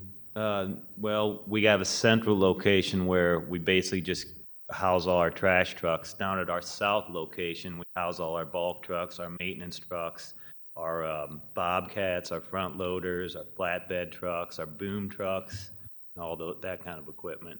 What's the timeline on of you all eventually not having like space to house for the central location, if I'm hearing it right? I think that lease just got renewed for another 5 years. Okay. And is it that I seen the mayor was out with like, did y'all get some new trucks? No, I'm not sure where that story came from. No, she was out just to look at our new route digitization program that we're running. But no, we did not get a new fleet. Like reported. I don't know if that was the news or I see Dan left too. I think I had seen like there was some new trucks and she was excited to, I think St. Louis City actually posted that. So yeah, they may want to clarify that. What is the fund, the 575503? It's like principal refuse, and then it goes like interest refuse and interest refuse trucks. What is that fund? Let me get my budget. And the reason I asked, I just see there was a large ask for it. It's on page 237. I wouldn't say large because in the past you received 800-some thousand. Last year 500. This year you asked for 9, and Paul only gave you 239. So I was just curious. It's like debt service. It's a debt service fund. Debt service fund. That's a good question. I'm not familiar with the debt service fund, what that actually is. Okay. I was just curious. Like I said, it looks like you needed more and only got 200,000. So I was just curious again, like how to support with that. But no biggie there. And I think that's all the questions I got. I hope that wasn't like too much drilling because, to be honest, I do appreciate the work you're doing, Director, and the help of all the commissioners are always extremely helpful. And I know you're new to this role, but it's been, at least from my end, and it sounds like from the Alderman from the 5th, nothing but positive response of how you've been operating. The winter plan this year was really good. I do have to give flowers or due. I know we had some trucks, smaller trucks that was able to do side streets that kind of started with the previous administration under ARPA, but didn't get into this one. But, you know, and I know you all are working with the weather service, National Weather Service, Yes, sir. to make sure that you're kind of ahead of the game to know if it's actually going to be a bad storm or, you know, what's going to happen with that. I've had the honor to come and talk with you at your office and just appreciate everything that your guys are doing and all the staff that work with you all to make sure that our city streets and lighting and refuse and everything is being taken care of. I will say, I know the Alderman kind of talked about the recycling. I love that we went to recycling. And for what it's worth, the 14th Ward is fine with not having rollout carts. So you guys can have rollout carts in every other ward, but keep them away from the 14th. We like our dumpsters, though that would be, we're fine with the dumpsters. But appreciate you, Director, and appreciate all the commissioners. Thank you, sir. Thank you, Chief. I'm gratified to be in this position. I truly appreciate the partnership, and I truly appreciate the way you all, as elected officials, approach your jobs and your responsibilities. So we're continuing to look forward to continue to service you. Thank you. Yes, sir. And I do have a question when we go to recess for the Commissioner of Lights, so don't leave just yet. I'll take a recess to 1 o'clock. Second, all in favor, aye. Motion, any opposed? Motion carries.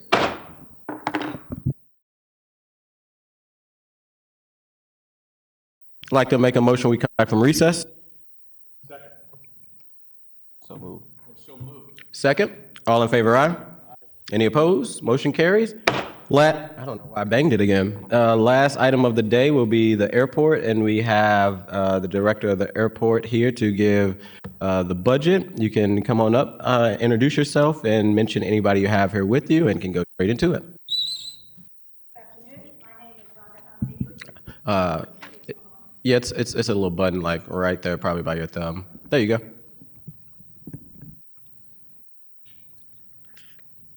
It'll be green. Okay. Good afternoon. My name is Rhonda Humney, and I'm the director for St. Louis Lambert International Airport. Also joining me today is Antonio Strong. Antonio is our deputy director for finance and accounting, and Antonio will present the budget. We'll both be available for questions and answers afterwards. This is a very critical year for us, so we worked really hard internally with all of our team, but also with our airline partners as we looked at FY27 and the budget to make sure not only was it a balanced budget, but thinking about the big ask that we have from our airline partners on the table as we move through the potential terminal consolidation project. We need their support and partnership. So this was a critical year for us in trying to pull together what made the most sense where we needed from an operating standpoint and a cost perspective, but also looking at potential revenue streams and how we can grow those. So with that, I'm going to turn it over to Antonio for presentation. And then, as I said, we'll both be available for Q&A.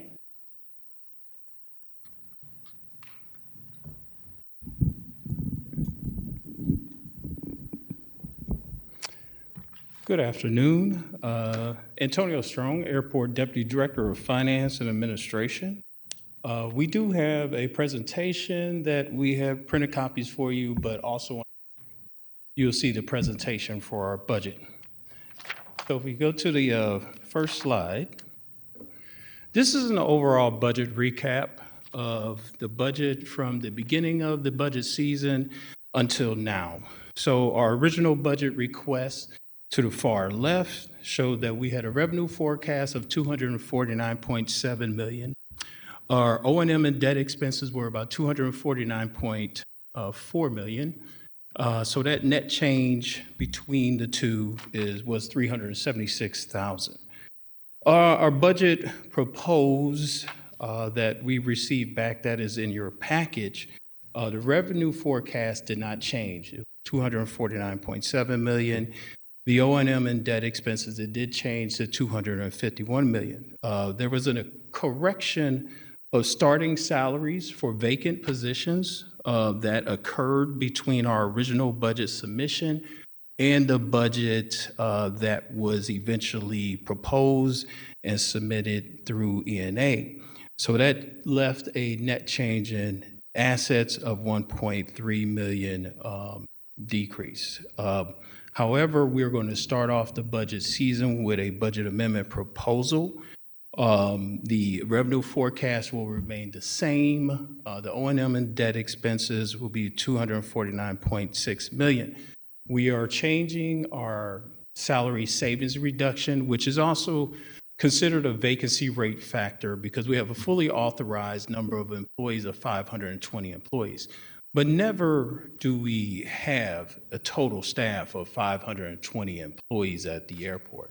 Now, we thought with our changes that we implemented that we can reduce that salary savings reduction. When we originally submitted the proposal, last year it was $3 million was our salary savings reduction. We have reduced that by half to $1.5 million. But we're going to increase that back up to 2.9. We still do have some active procedures in place to continue to retain staff at the airport and get staff at the airport, but we still will not be at a fully authorized number of employees at 520 employees.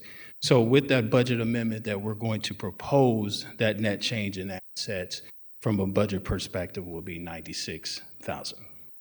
And really quick, when you say you're going to propose an amendment, I'm assuming it need to be proposed in the current budget that was passed out of ENA? Yes. Okay. So next page, I will go over the revenues.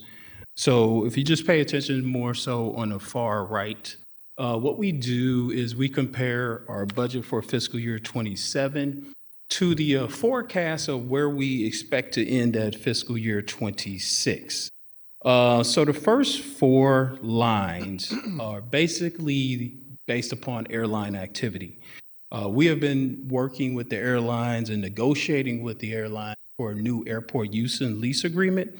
And based upon those negotiations that have been occurring for more than a year, this is the expectation that we would expect from a landing fees perspective and terminal rents at the airport. So those lines are just based upon merely a year of about negotiations. The next is utilities and charges. So we charge back utility costs to our tenants or users of the airport. With the increase in utility rates, that is our planned amount that we expect for utilities and charges from a revenue perspective. Next is concessions. This is an important number. So starting in 2025, several restaurants went under construction to refresh the restaurants, remodel. So there were several restaurants that were closed during that period.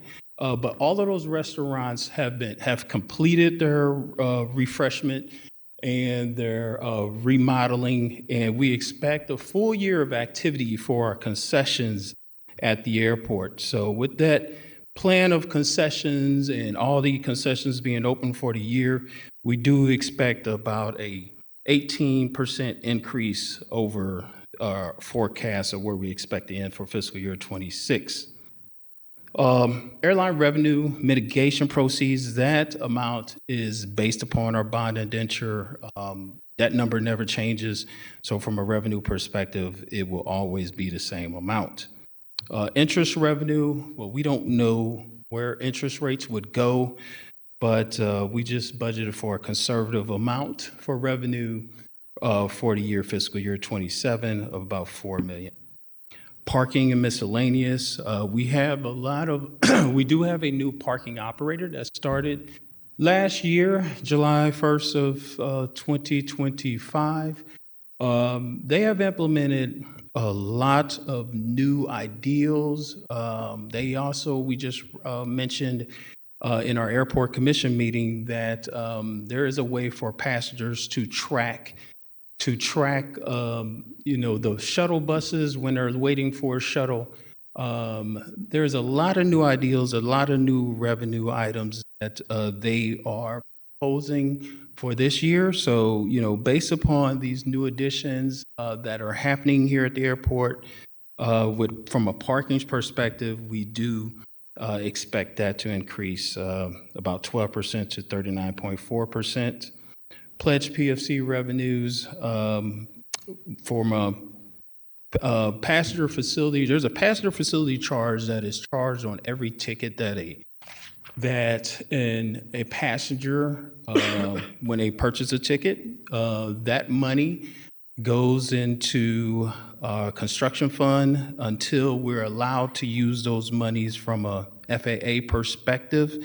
But we also pledge a certain amount of that money to pay off our debt. That amount that we plan for pledge revenues for the year is $24.3 million. And then overall, we expect revenues of $249.7 million for the year fiscal year 27. In the next slide, O&M expenses. When you look at your O&M from 2027 budget that we're proposing compared to fiscal year 26, O&M expenses are increasing about 6.8%.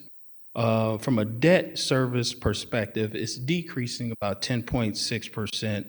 And then overall, grand total O&M and debt expenses are increasing about 0.9%.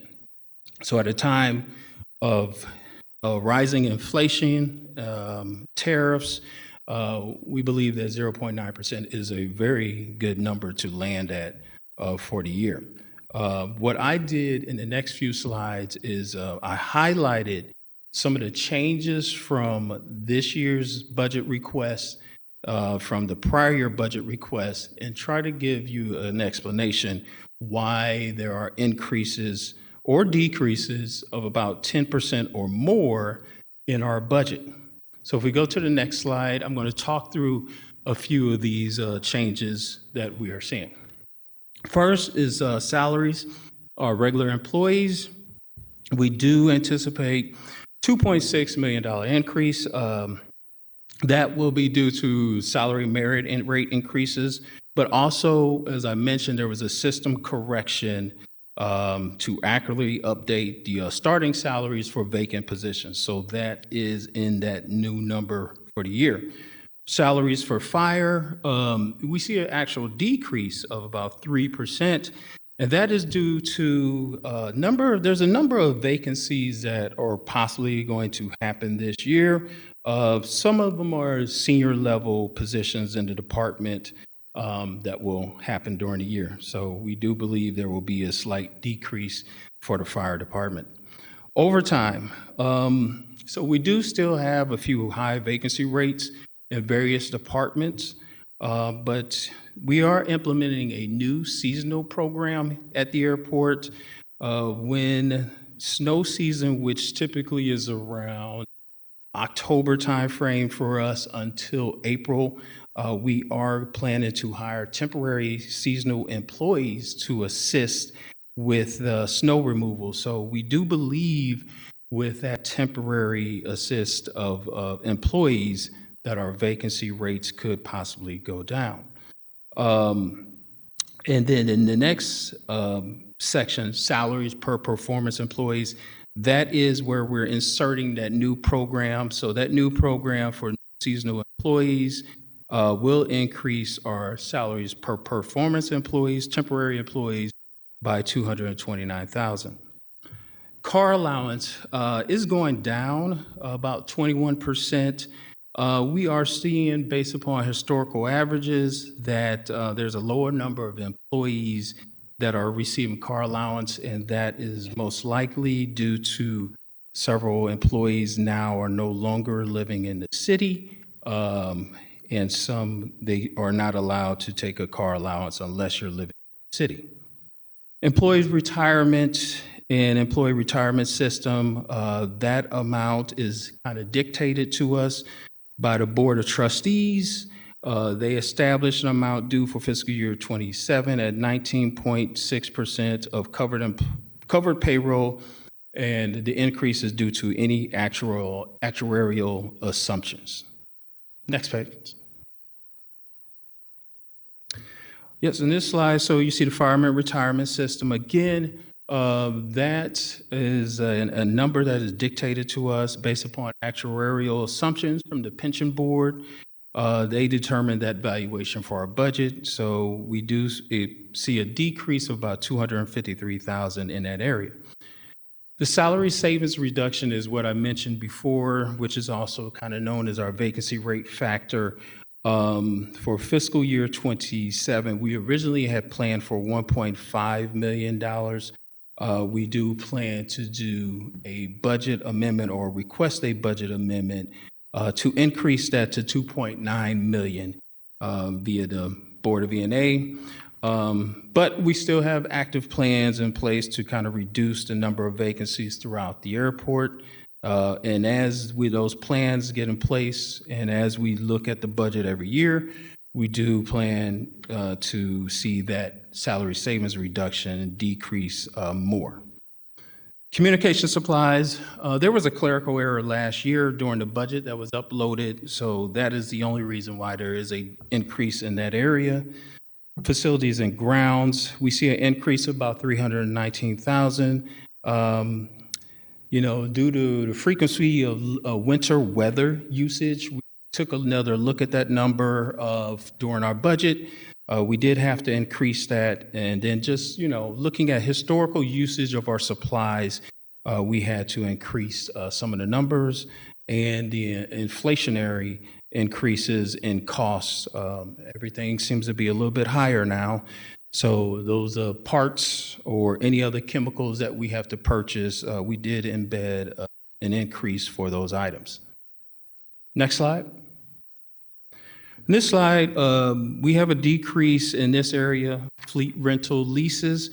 That's because we had to rent mowing tractors in the past due to several tractors that were either damaged or broken or defective.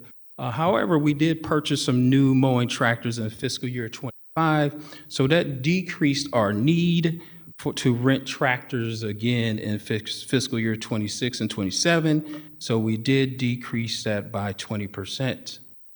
Public health and safety equipment, that is the replacement of our fire department turnout gear.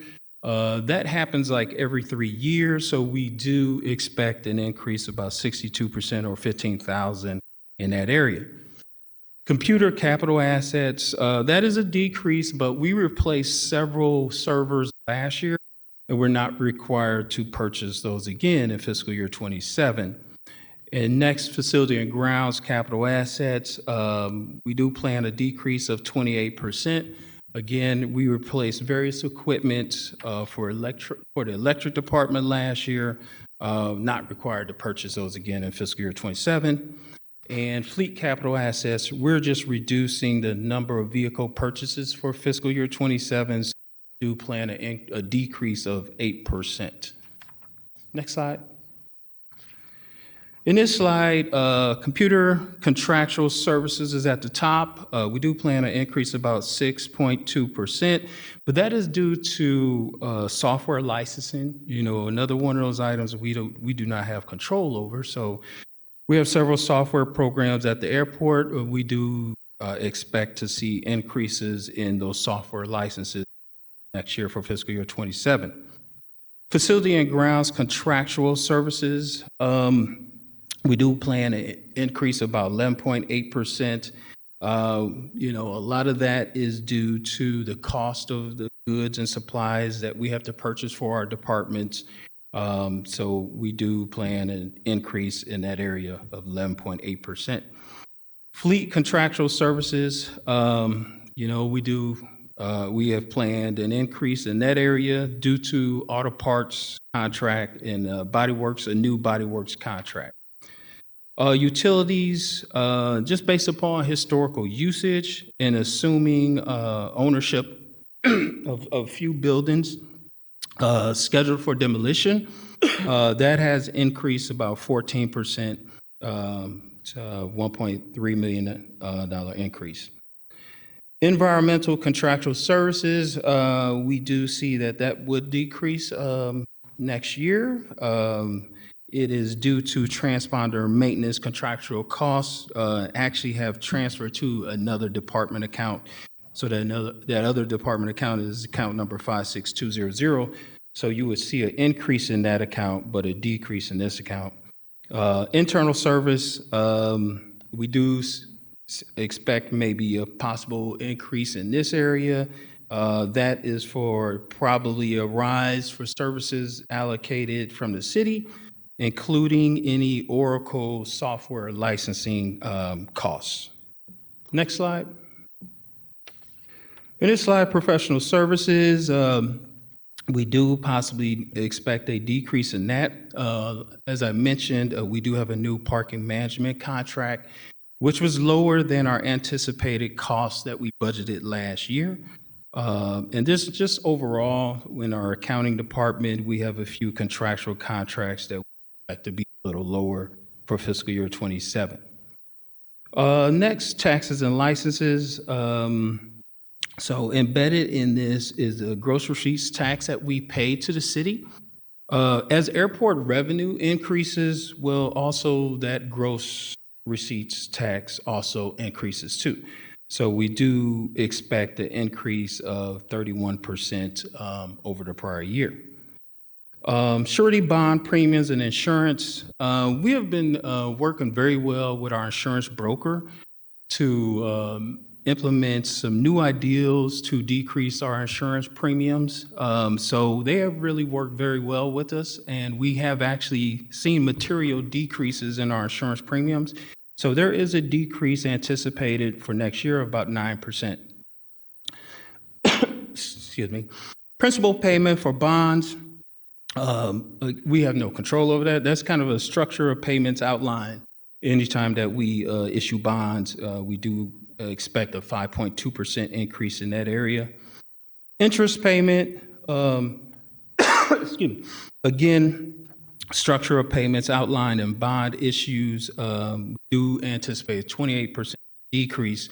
Largely, this decrease is also due to we took out a revolving line of credit with PNC Bank to make sure that we continue our possible consolidated terminal plan expansion.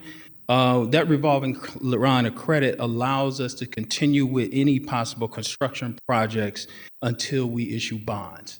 So it helps us kind of move the needle of issuing bonds. Instead of issuing bonds every year, we can issue bonds like once every 2 years or once every 3 years. It's been very successful, but we do not have to pay so much interest every year. Administrative fees, well, as we issue bonds, there are investment managers that also come into play. We do anticipate as we issue bonds, which we do possibly will issue bonds later this year, we do expect that there will possibly be an increase in administrative fees to manage those bonds or the investments. Next slide. So this slide just shows you kind of historically where the airport has been when it comes to the number of fully authorized positions. As you can see, we were at a high of about 582 positions about 16 years. The airport, oh, thank you. The airport has done well to really work with the airlines and work within the airport staff and operations team to ensure that we have the proper number of staffing at the airport. And I believe several years ago, we actually underwent an audit where it was indicated that we should decrease the number of janitorial positions and enter into a contract for janitorial staffing, which we did many years ago, which has really helped us align into the where we're at right now with 520 fully authorized positions. So we think that is a good level for us. So it's the same as last year. So there was no increase in number of staffing that we're requesting for 2027. Next slide. So this just shows you, where the airport has been from 2012 until now when it comes to the amount of outstanding bond. We have done well to decrease our bonds and number of bonds outstanding. We definitely take advantage by working with the Comptroller's office on any refunding opportunities, and that has happened over the course of many years. But right now, we have outstanding bonds of $682 million. And also, just as a reminder, we are an enterprise fund of the city of St. Louis, so the citizens do not pay for our bonds. That is actually paid by the users of the airport. The airlines or any other tenants are paying for the bonds that we take out for the airport. Next slide. So this slide shows you really good news. This is the annual debt service that we pay on our bonds. So you can see that at any point in time, we were at a high of about 70 million paying for debt service. We'll be at a high of about 70 million up until 2031. But with our current debt service that is outstanding, it substantially drops from 2031 until 2054. So as you can see, with that substantial drop, if we were to undertake a consolidated project for the terminal, there is some room to issue bonds over the course of those years due to that substantial drop in the number of bonds and debt service that we have to pay on an annual basis. So this is really great news. We love to see this chart. The airlines love to see this chart also. And next slide is just a summary of the dates. So we did consult with the airlines February 10th to discuss our budget.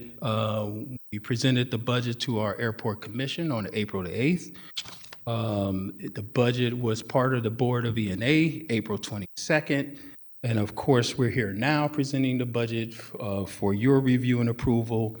After the budget is approved, we actually meet with the airlines. The budget is part of what we present to the airlines for their rates and charges for the year. That is scheduled for June the 9th. And then, of course, we wait for the Board of Aldermen and Mayor's office final approval. And then fiscal year 27 begins July the 1st. That is it for my presentation. Are there any questions? Thank you. Alderman Devotee. Mr. Strong, thank you very much for your presentation. The detail is wonderful. And I do have a couple of questions and follow-up. And I think for ease of me, or at least my ease, I'm going to kind of go backwards through your presentation, if you don't mind.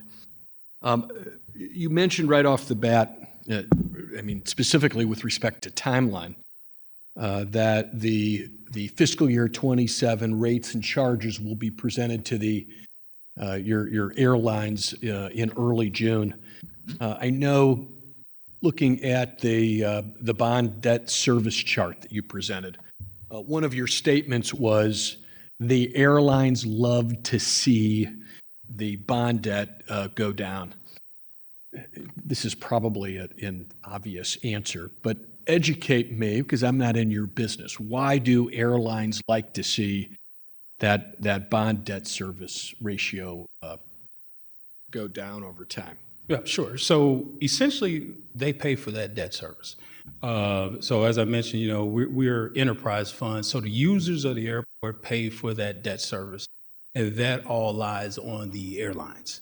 So the airlines, when we present the rates and charges to them of what we're going to charge them for the year, that debt service is embedded in those rates charges that we oops, sorry.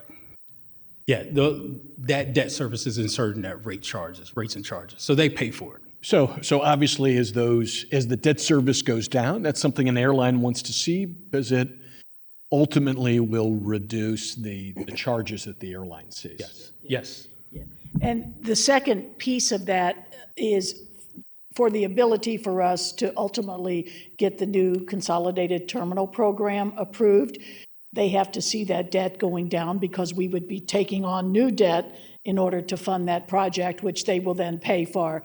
So that decrease, we've worked really hard the last 15 years to pay down the debt aggressively, do finance refundings, bring the revenue side of the house up to be able to show that we're paying that off in order to prepare us for the next step. And I appreciate that, and that made me think back to the first part of the presentation when we talked about terminal consolidation, which is kind of the second part of this, the discussion, is that as part of that work, that planning, we're going to see, well, it's going to be necessary to see that debt increase. Is that fair?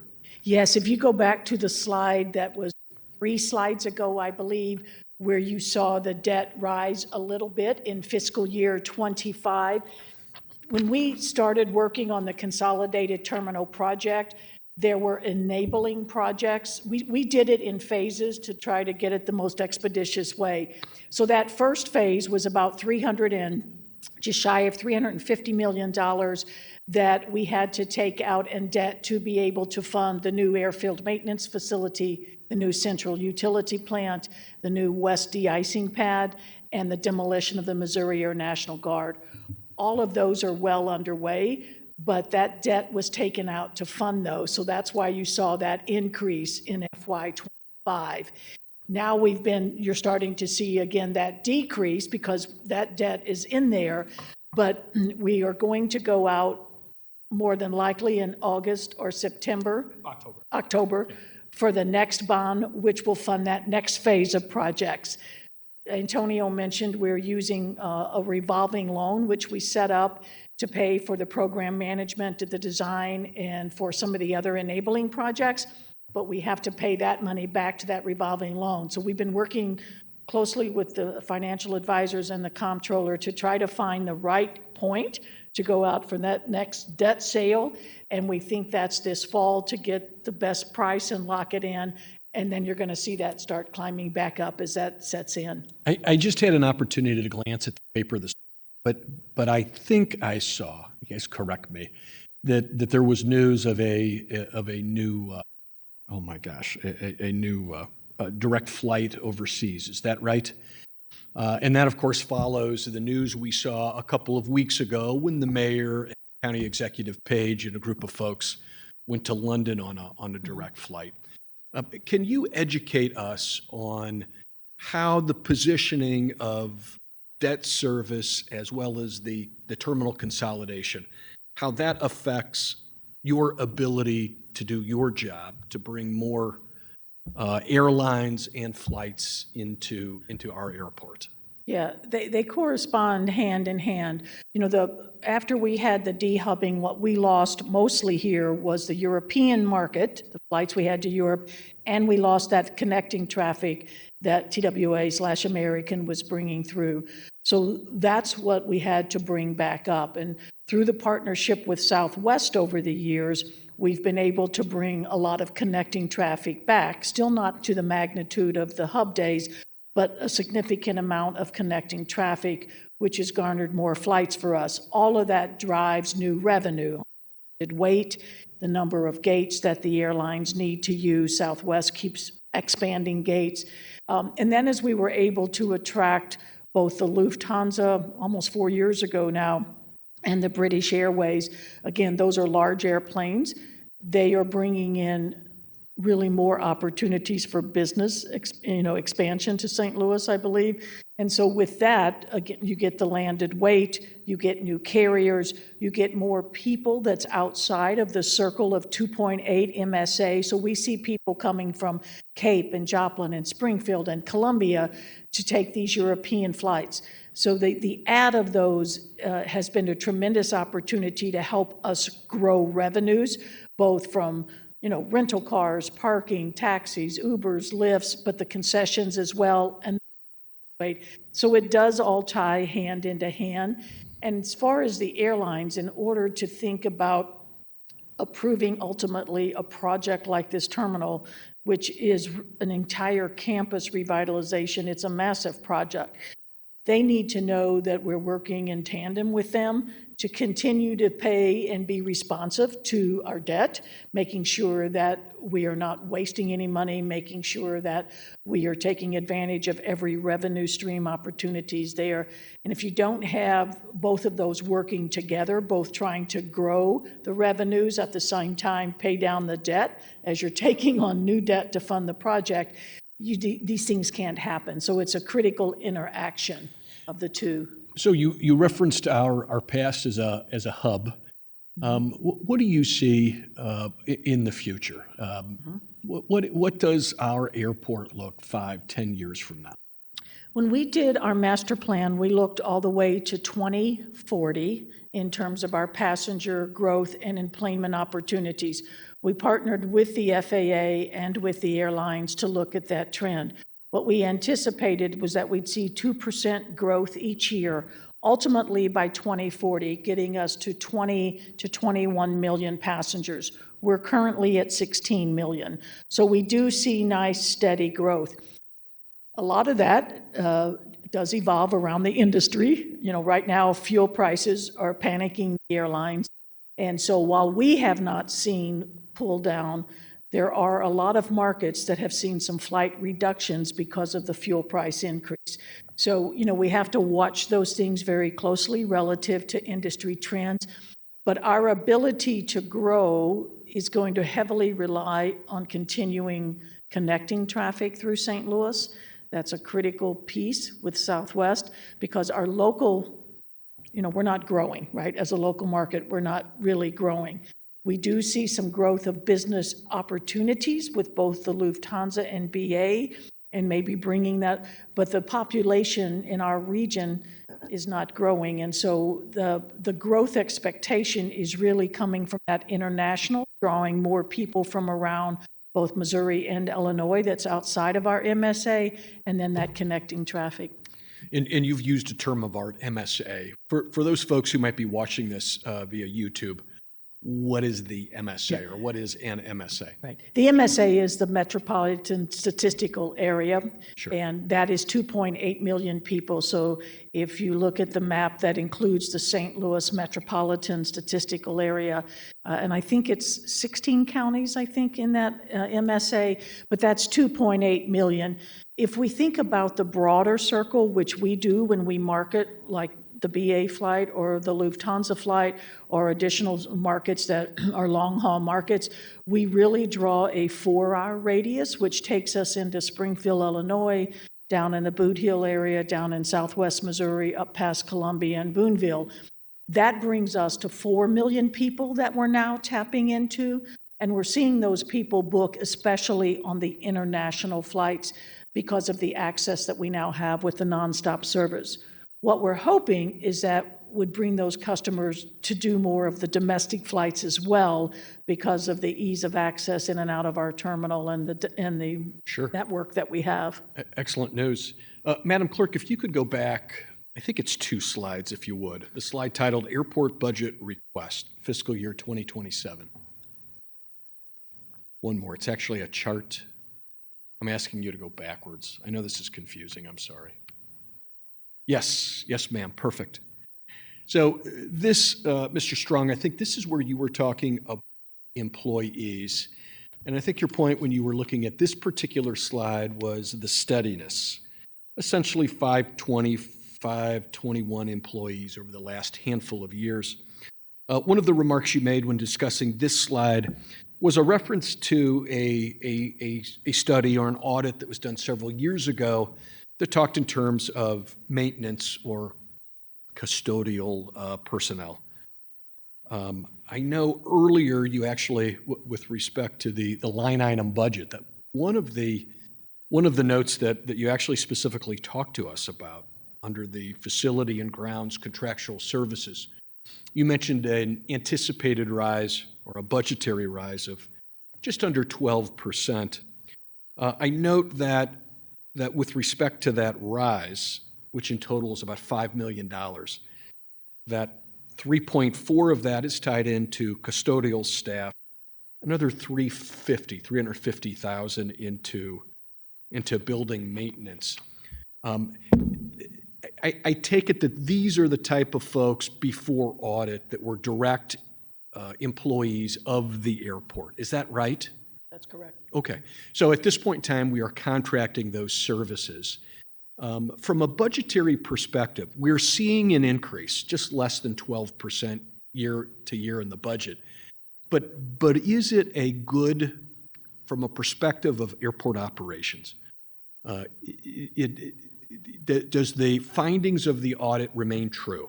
That is, it's better for us to contract for those services, even if from fiscal year 26 to 27, we're going up 12%, than to have that direct expenditure. I hope that question makes sense. Yeah. So there was a state audit that was performed in 2009, right before I started in January of 2010. What that state audit identified was that custodial staff really is not a civil service job. And the recommendation of that state audit at the time was that you needed to ultimately phase out in order to be more consistent with what jobs are in civil service. I had to respond to that audit when I came on board after it was issued. And the agreement we made is that we would not lay off or furlough any of the custodial staff.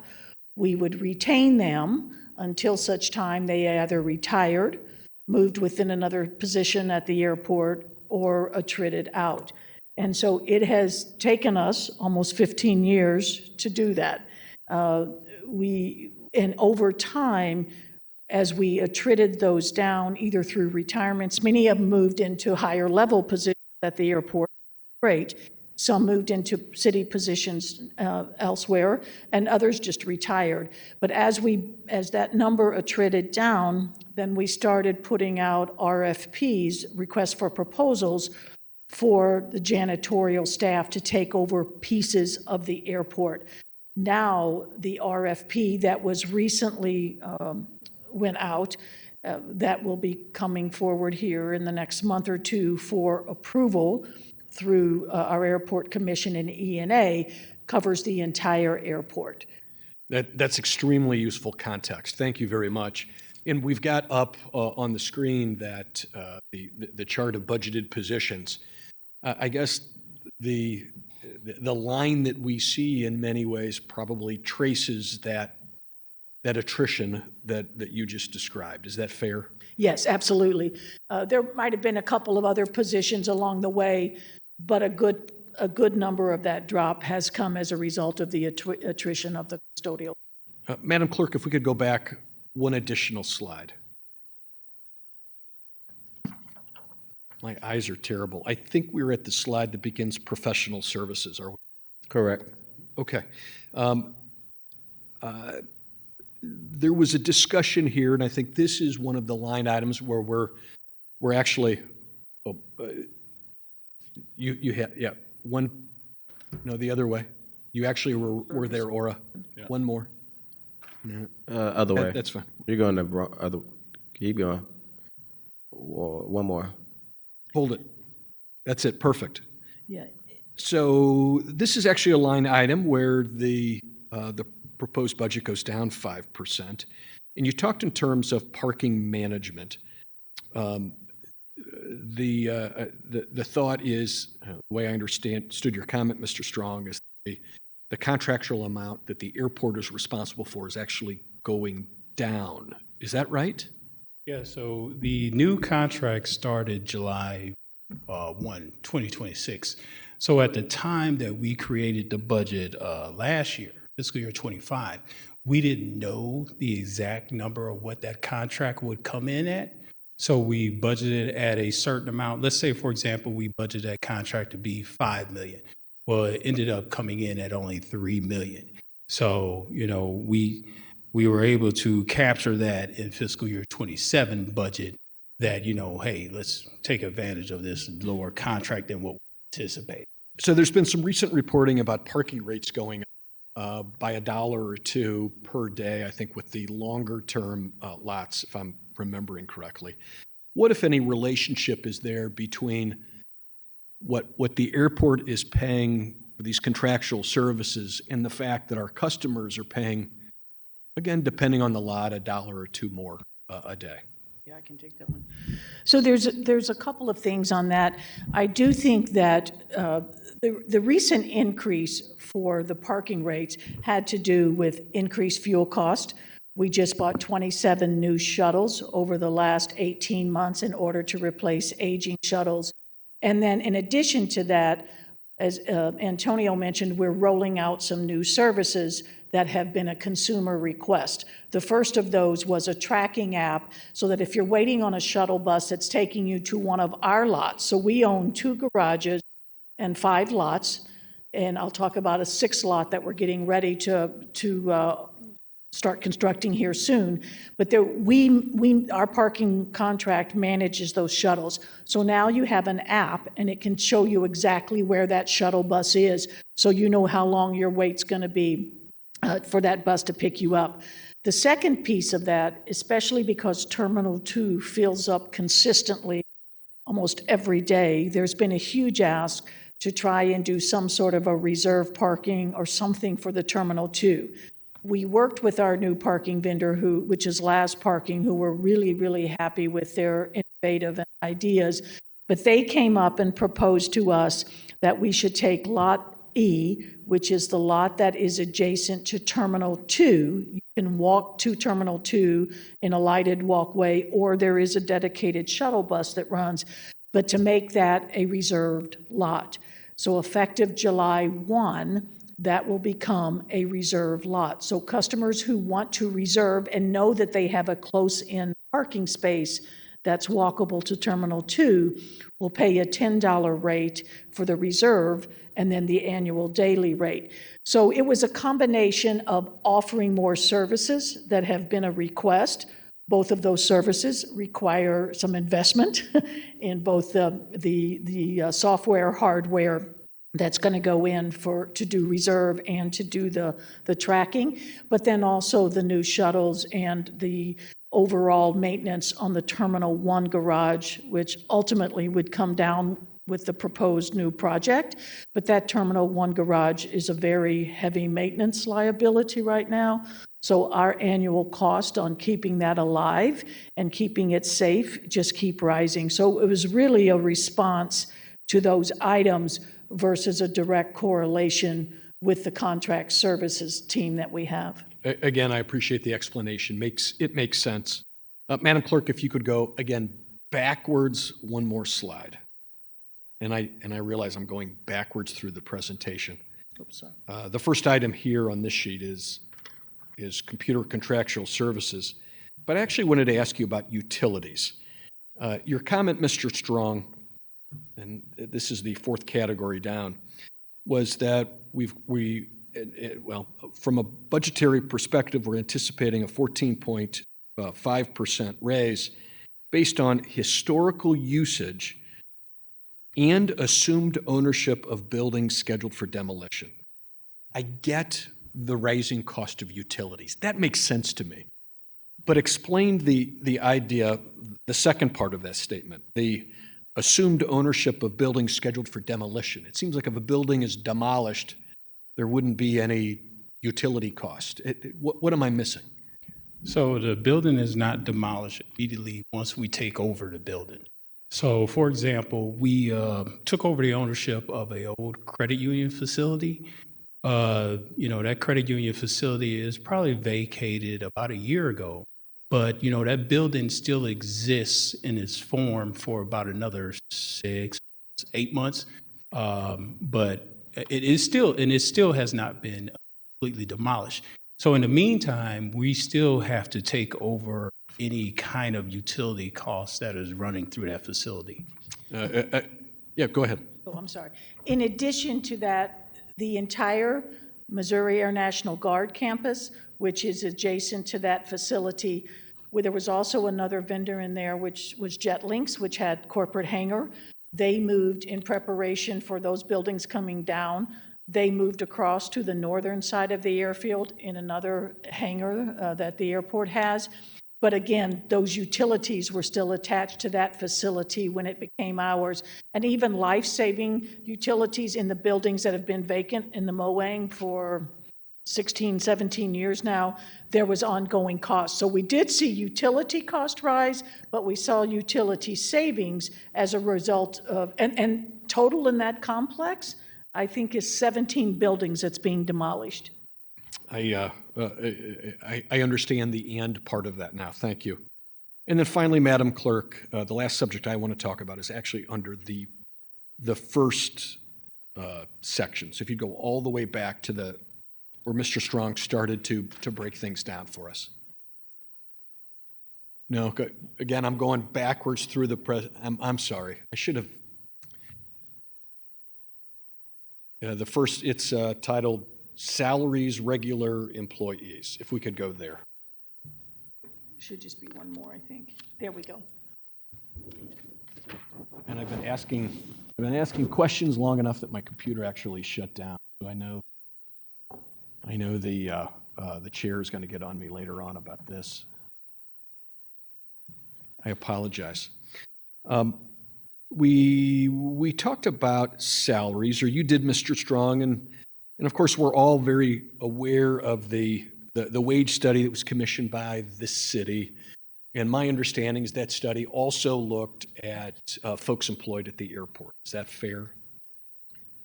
Well, or at least there was some look to some extent. Maybe you could even explain that. They did look at the airport. I don't think they took an in-depth look to some of the we have a lot of positions that don't exist in the city because of this, just the speciality of the airport. So our positions like airfield maintenance, those positions aren't part of the city. So I don't think it was as in-depth. Yes, it was included. Yes, it was looked at. But some of the specific positions probably did not get as much detailed look. Well, and I think you probably anticipated where I was going, because there were two positions that actually caught my eye, one of which was airfield maintenance, and then the other was airfield painter / maintenance. Again, for those folks listening here, maybe you could just give us a very brief, what are those two positions, so that folks understand what we're even talking about, right? Both of those positions are FAA required positions. So under the operating certificate that our airport has to be able to operate a commercial airport, we have to meet tons and tons of FAA criteria. One of those is to keep our runway, our taxiways, our airfield open and presentable and safe at all times. So the airfield maintenance workers are the team that do that. They keep making sure that all of the lights, there's hundreds and hundreds of lights on our airfield. They have to make sure that each of those are running, and if not, replace those. The painting side is specific to ensuring all the markings on the airfield meet the standards of being able to be shown, whether it's daytime or nighttime, as the pilots come in. So the runway markings, the taxiway markings, all of those are painted by our individual employees, which airfield painters, obviously, or airfield maintenance workers don't exist within the city. The other piece is our airfield maintenance team, in coordination with the sign shop, all of the signs that you see on the airfield identifying this is a taxiway or this, which is which runway, all of those are done in-house. So there's a significant amount of daily work, inspections, and ongoing maintenance that this team has to do. In addition to that, the snow season, and Antonio talked about this year trying to bring in some temporary help during snow season. They have to keep those runways open. So they operate the large snow plows, the large snow brooms, and again, within the restrictions of ensuring that we're keeping the FAA, the ATC towers, everybody up to date on what's happening so that there's no mishaps on our airfield. I mean, wow, I'm listening to you, and I mean, my gut reaction is that when we speak about these positions, they are the kind of positions that are absolutely critical, not just to the operation of the airport, but again, to its efficient and economical and safe operation.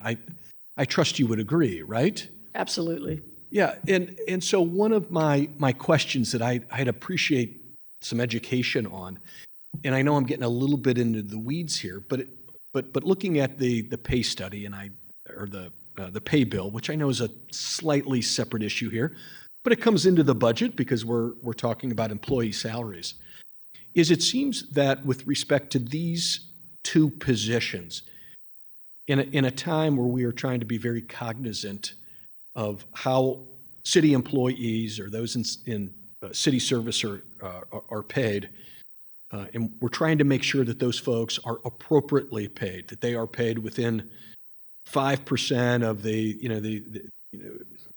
they are being paid competitively for their position. It seems like these two positions were left out of that. Can you explain when we look at them, and I'm going to butcher which is which, but my memory is that the painter position actually in many ways is a step back in moving forward, and the maintenance worker position is a basically stand in stationary.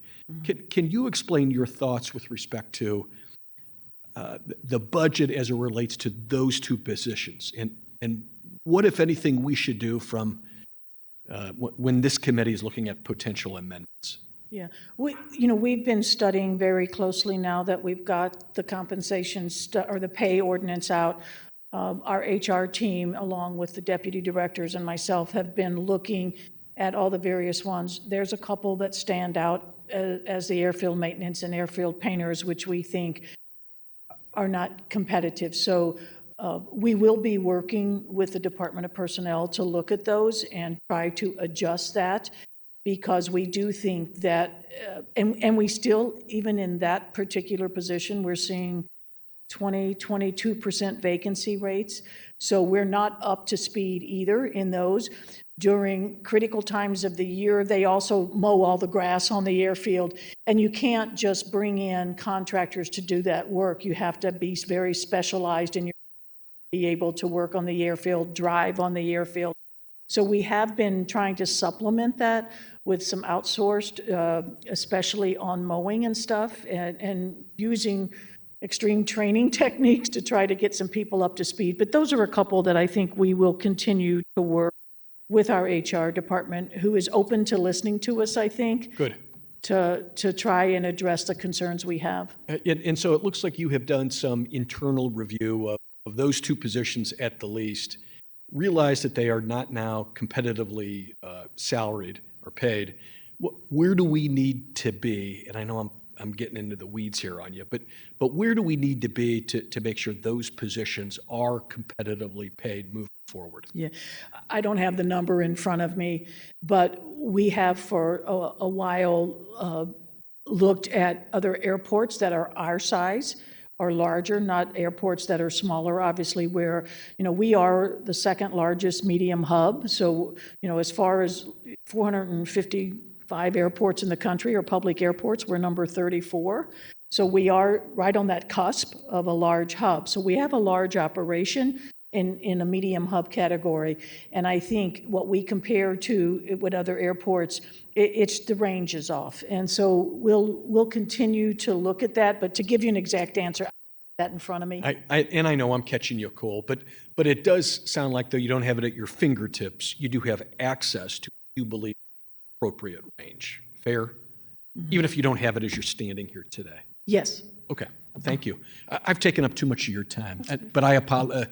Thank you both for your patience and education. You're welcome. Any other questions? We're happy to answer. Thank you for those questions, Alderman. If we can go to, I guess, I like to move forward, not backwards. So, Madam Clerk, if we can go forward. That was a joke with, hopefully I'm actually not going backwards. Yeah, one more.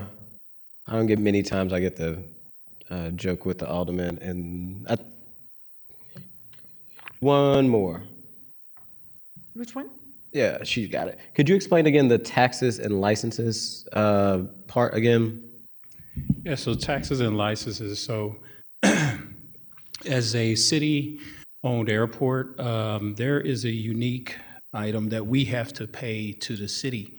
So on an annual basis, we have to pay what's called a gross receipts tax to the city because we're owned by the city. There's only about... And gross receipt tax, is that sales on like food or... Yeah, it's several things, like anything that's non-aeronautical, concession revenue, other tenant revenue, other items that are part of that gross receipts tax calculation. Gotcha, okay. So there's only about like 12 airports that pay that gross receipts tax, and we are one of the airports. So, as the revenue grows, that gross receipts tax actually grows too. And so we've seen substantial growth from a revenue perspective, and without the offset of COVID relief funds. So in the past, COVID relief funds was part of the help to keep that amount lower. Well, now it is all COVID relief funds is all primarily all used up. And so it's all revenue that is now part of that calculation of our gross receipts tax. So it will increase as the revenue increase. And it looks like from 26 into, and I'm assuming is the 9 million a projection of what we project will be, okay. So it's not solid numbers yet, but it does look like a significant growth that will then come back to the city. I mean, what are you attributing that additional growth to get to that 9 million from 6? Where did you guys look at that of figuring out kind of that number? So we looked at which is a good number, to be clear. Yeah. So we actually. Yeah, I know, right? Good for the city, right? Yeah. So we actually looked at what we actually ended up paying. So I know the budget here says fiscal year 26, it was 6. Well, we actually ended up paying 8 million. So if we paid 8 million and revenues are expected to increase, then yeah, we do expect it to be about 9 million.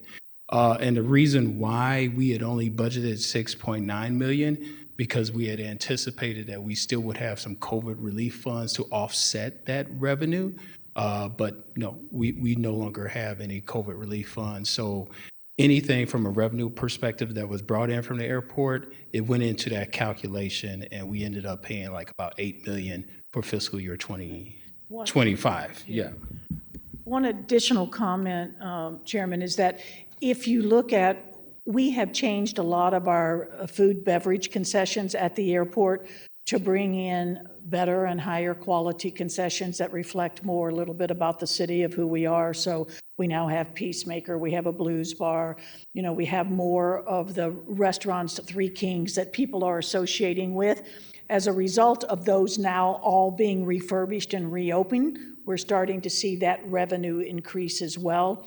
And then going into next year, we are anticipating, we just are doing another surface lot. It's going to be Lot F, which is going to be just to the east of where the cell phone lot is today. It's a grass area. So that went out for bid and is being awarded now. And that'll go under construction this summer. That'll bring 280 more parking spots that are close in by the airport. So some of that revenue growth, in addition to the CARES funds that we were receiving from the federal government, for the airport. We're also seeing our revenues increase as a result of newer, better product and additional parking services. On the other side of that, I mean, it means our revenue's growing, and that's great. The downside of that is the complaint we get from our airline partners about sending more money off air, because that's money that's not going into their rate base. So their rate base, when they pay for the terminal rental rates or when they pay for the landing fees, is based on the revenues we take in, both on the terminal side as well as the air side. So as we take in more revenues, we are sending more revenue downtown, which means that's less revenue that's staying to offset their cost. So there's two sides to that, because it is a real sticking point as we think about the potential of the new terminal and the overall cost of that revenues are still being diverted. So, just to make sure people understand how that works on both sides. On the other side, I guess, for the airline, if those revenues was going to them directly, would that mean that they would, I guess, want to bring in more airplanes and more flights from different cities? Like, what would be the benefit to the money going directly from them or to them? Right, the reduction of their cost. And anytime you can reduce cost, the potential for more opportunities exist. It's never guaranteed, right? But the potential for more flight activity, especially as we push connecting traffic through. We did last year in the fall, we lost 5 markets that Southwest flew that were short-haul markets like the Des Moines, Wichita, Little Rock, Tulsa, Oklahoma City. And most of those, we did not have a large enough local population that were serving those, so they were heavily with the connecting traffic to make those viable flights. Ultimately, they decided that they weren't viable enough because of the cost. Anytime you push a connecting traffic person through, that's a little lower cost to the airline because of the connection. So it just wasn't balancing their balance sheet with those flights, so we lost those flights. Now, we've seen growth of other flights. We just announced Portland this week with Alaska, and obviously the growth of BA to London and growth of Lufthansa to 5 days a week. But that's, we have to watch every single flight that we have and make sure that whatever airline's operating that, it's also a positive for them as a revenue stream. So the offset of sending the $8 or $9 million a year downtown is a direct hit that goes in to offset their cost. Gotcha. And if we can go one more slide so that I'm clear kind of on the number of employees. I know Alderman Devotee had some really good questions. If we are, it seems that the airport is like kind of bouncing back, or we got some international flights. We have, as you just said, the connection from Alaska to Portland. Could you explain a little bit, maybe I missed it, of how are we going down employees instead of with more things, as the young kids would say, like popping at the airport, that we're going down employees instead of up employees? So there's two things. One, when the hub was downsized, which kind of happened between 2003 to 2009, we were an airport that was operating 500 departures a day on our airfield. We're now an airport that's operating 275 departures a day. So the change in the scope of terms of volume to keep things alive and running when your operation has been shrunk was one factor. So again, we've never laid off an employee. What we've looked at is, are there areas where, as attrition occurs, we can shrink employees or administrative staff? There was very little change really to a lot of the operational teams, but internally, administrative staff positions, if we've got far less contracts to handle or we're not dealing with the same volume, can we reduce some? So over time, but the bulk of those was driven by the reduction as we attrited out the custodial teams. and outsource that. Again, many of those custodials stayed with us in other capacities, or they came to the city, or as they reached retirement, we did not backfill those. So the bulk of those positions came from that, but we also did try to right-size the airport to the size we are today versus where we were in the large hub day. And maybe, I guess I'm showing my age, which would be, I guess, usually a benefit to me, but when I say this, folks older than me be like, oh, you said we downsized in 2002, 2003, I was in like second, third grade. What do you mean by that downsize? So when American bought TWA in 2001. Gotcha, okay, yes. And they decided to change the operation here from a local market on American to what was a very heavy connecting market. So in those days, 70% of the TWA flight and the passengers that were in St. Louis connected through St. Louis. So in our peak 2 years, we had 30 million people. Of that, 70% of those were connecting through here. So the local number of passengers was the same today that it is back then, with the exception of a little bit of growth that we're starting to see because of the international flights come. But it was a dramatic change in the operation as American moved that out of here. We saw some of that grow back as we started focusing with a partnership at Southwest. So we started seeing a lot of that connecting traffic. But today, we're about 35% of Southwest traffic is connecting through St. Louis. And as a whole, as an airport, we're 23 to 24% connecting traffic versus 70. So there's just a huge shift in the operation as that changed. And I guess these are more airline questions and budget. How do we get back to being that connecting traffic, which, well, I guess going to my next question of the new hub, if that will help, but how do we get to be, the folks come through St. Louis to go somewhere else again? Well, I mean, we've been growing that partnership with Southwest, and we've seen that grow back. I think some of the challenge in today's environment is that the airlines also look at a growing region, and that we're not a growing region. So you want both the local market to grow as well as the connecting market so that you can do the airplanes, fill them with maybe 50% local and 50% connecting. Those markets that we lost that I spoke of a while ago, they were 80% connecting on those 5 markets. And so the finances just weren't working for Southwest on those particular markets.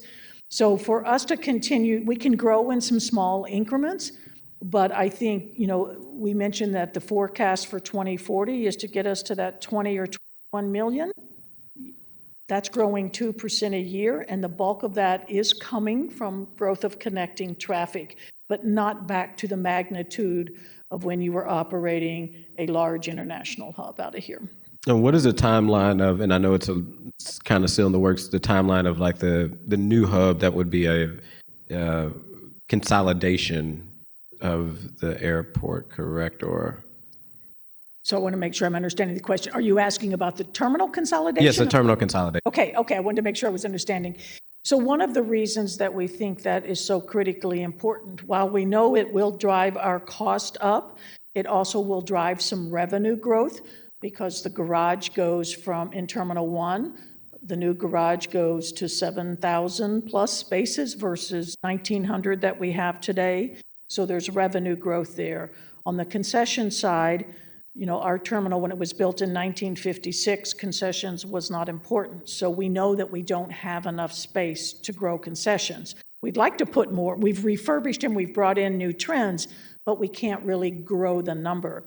The new terminal has 60% more space post-security for food, beverage, and retail. So again, you've got revenue streams. The other piece of a consolidated terminal, while it drives cost up, at least while we're paying that debt down, it also drives efficiency. So you've got one consolidated checkpoint. So it allows your TSA to be more efficient, both from an equipment and an employee standpoint. And the biggest asset for that is for that continued growth of connecting traffic. So today, if you're in Terminal 2, and it's a single-sided concourse, so if anybody's familiar with that, we run from gate E4 to gate E40, all on one side. So if you're a connecting passenger and you're at the back of the airplane, all of which are full today, you got 186 people getting off that airplane, it takes 20 minutes to offload. If you're connecting and you're walking 20 gates to the west to get to your connecting gate, that may take 10, 15 minutes. So the ability to continue growing that connecting traffic, we're starting to butt up against with Southwest because of the way our terminal is laid out. And so the hope with the new terminal and the design of the new terminal is to fix all of the challenges we have today and to create a revenue-producing, connecting growth opportunities. So the terminal is dual-sided, meaning that it will come in a shape like just an entire loop, so that Southwest can connect right across the hall. So the downside is it's costly to build it, but the upside is you can fix all the challenges that we have in facilities that were built in the 50s. And in a perfect world, we will be done with that 2032. 2032. Okay. And hopefully with that new terminal, we also will bring one of the things that I would love to see at the airport is a little bit more color throughout the walls, or like art or something. It's always very, very plain to walk through sometimes. And lastly, and I do appreciate you guys coming, I know it's always a tradition to have the mayor's voice, but if you just ever need a backup voice to welcome folks in, I think I have a really good welcoming voice. But I appreciate you guys for being here. I also want to thank you for your leadership, Ms. Rhonda. I know it's going out the door at some point, and somebody's going to have some really big high heels to fill. And just thank you for all the great work that you have done to really turn the airport around. And I know it's not you, it's your amazing team, but thank you all for being here and the work that you have done with your amazing team. You're welcome. Thank you. Thank you. You didn't comment on that voice, by the way. But. There was nothing but silence. And chuckle from the Alderman from the 5th. All right. I think that's all on our end for today. Madam Clerk, any acknowledgement of written testimony? We have none. Any announcements? Seeing none, I'd like to excuse the Alderman from the 9th and the Alderwoman from the 6th Ward. Take a motion to adjourn. So moved. Second, all in favor, aye. Aye. Any opposed? Motion carries.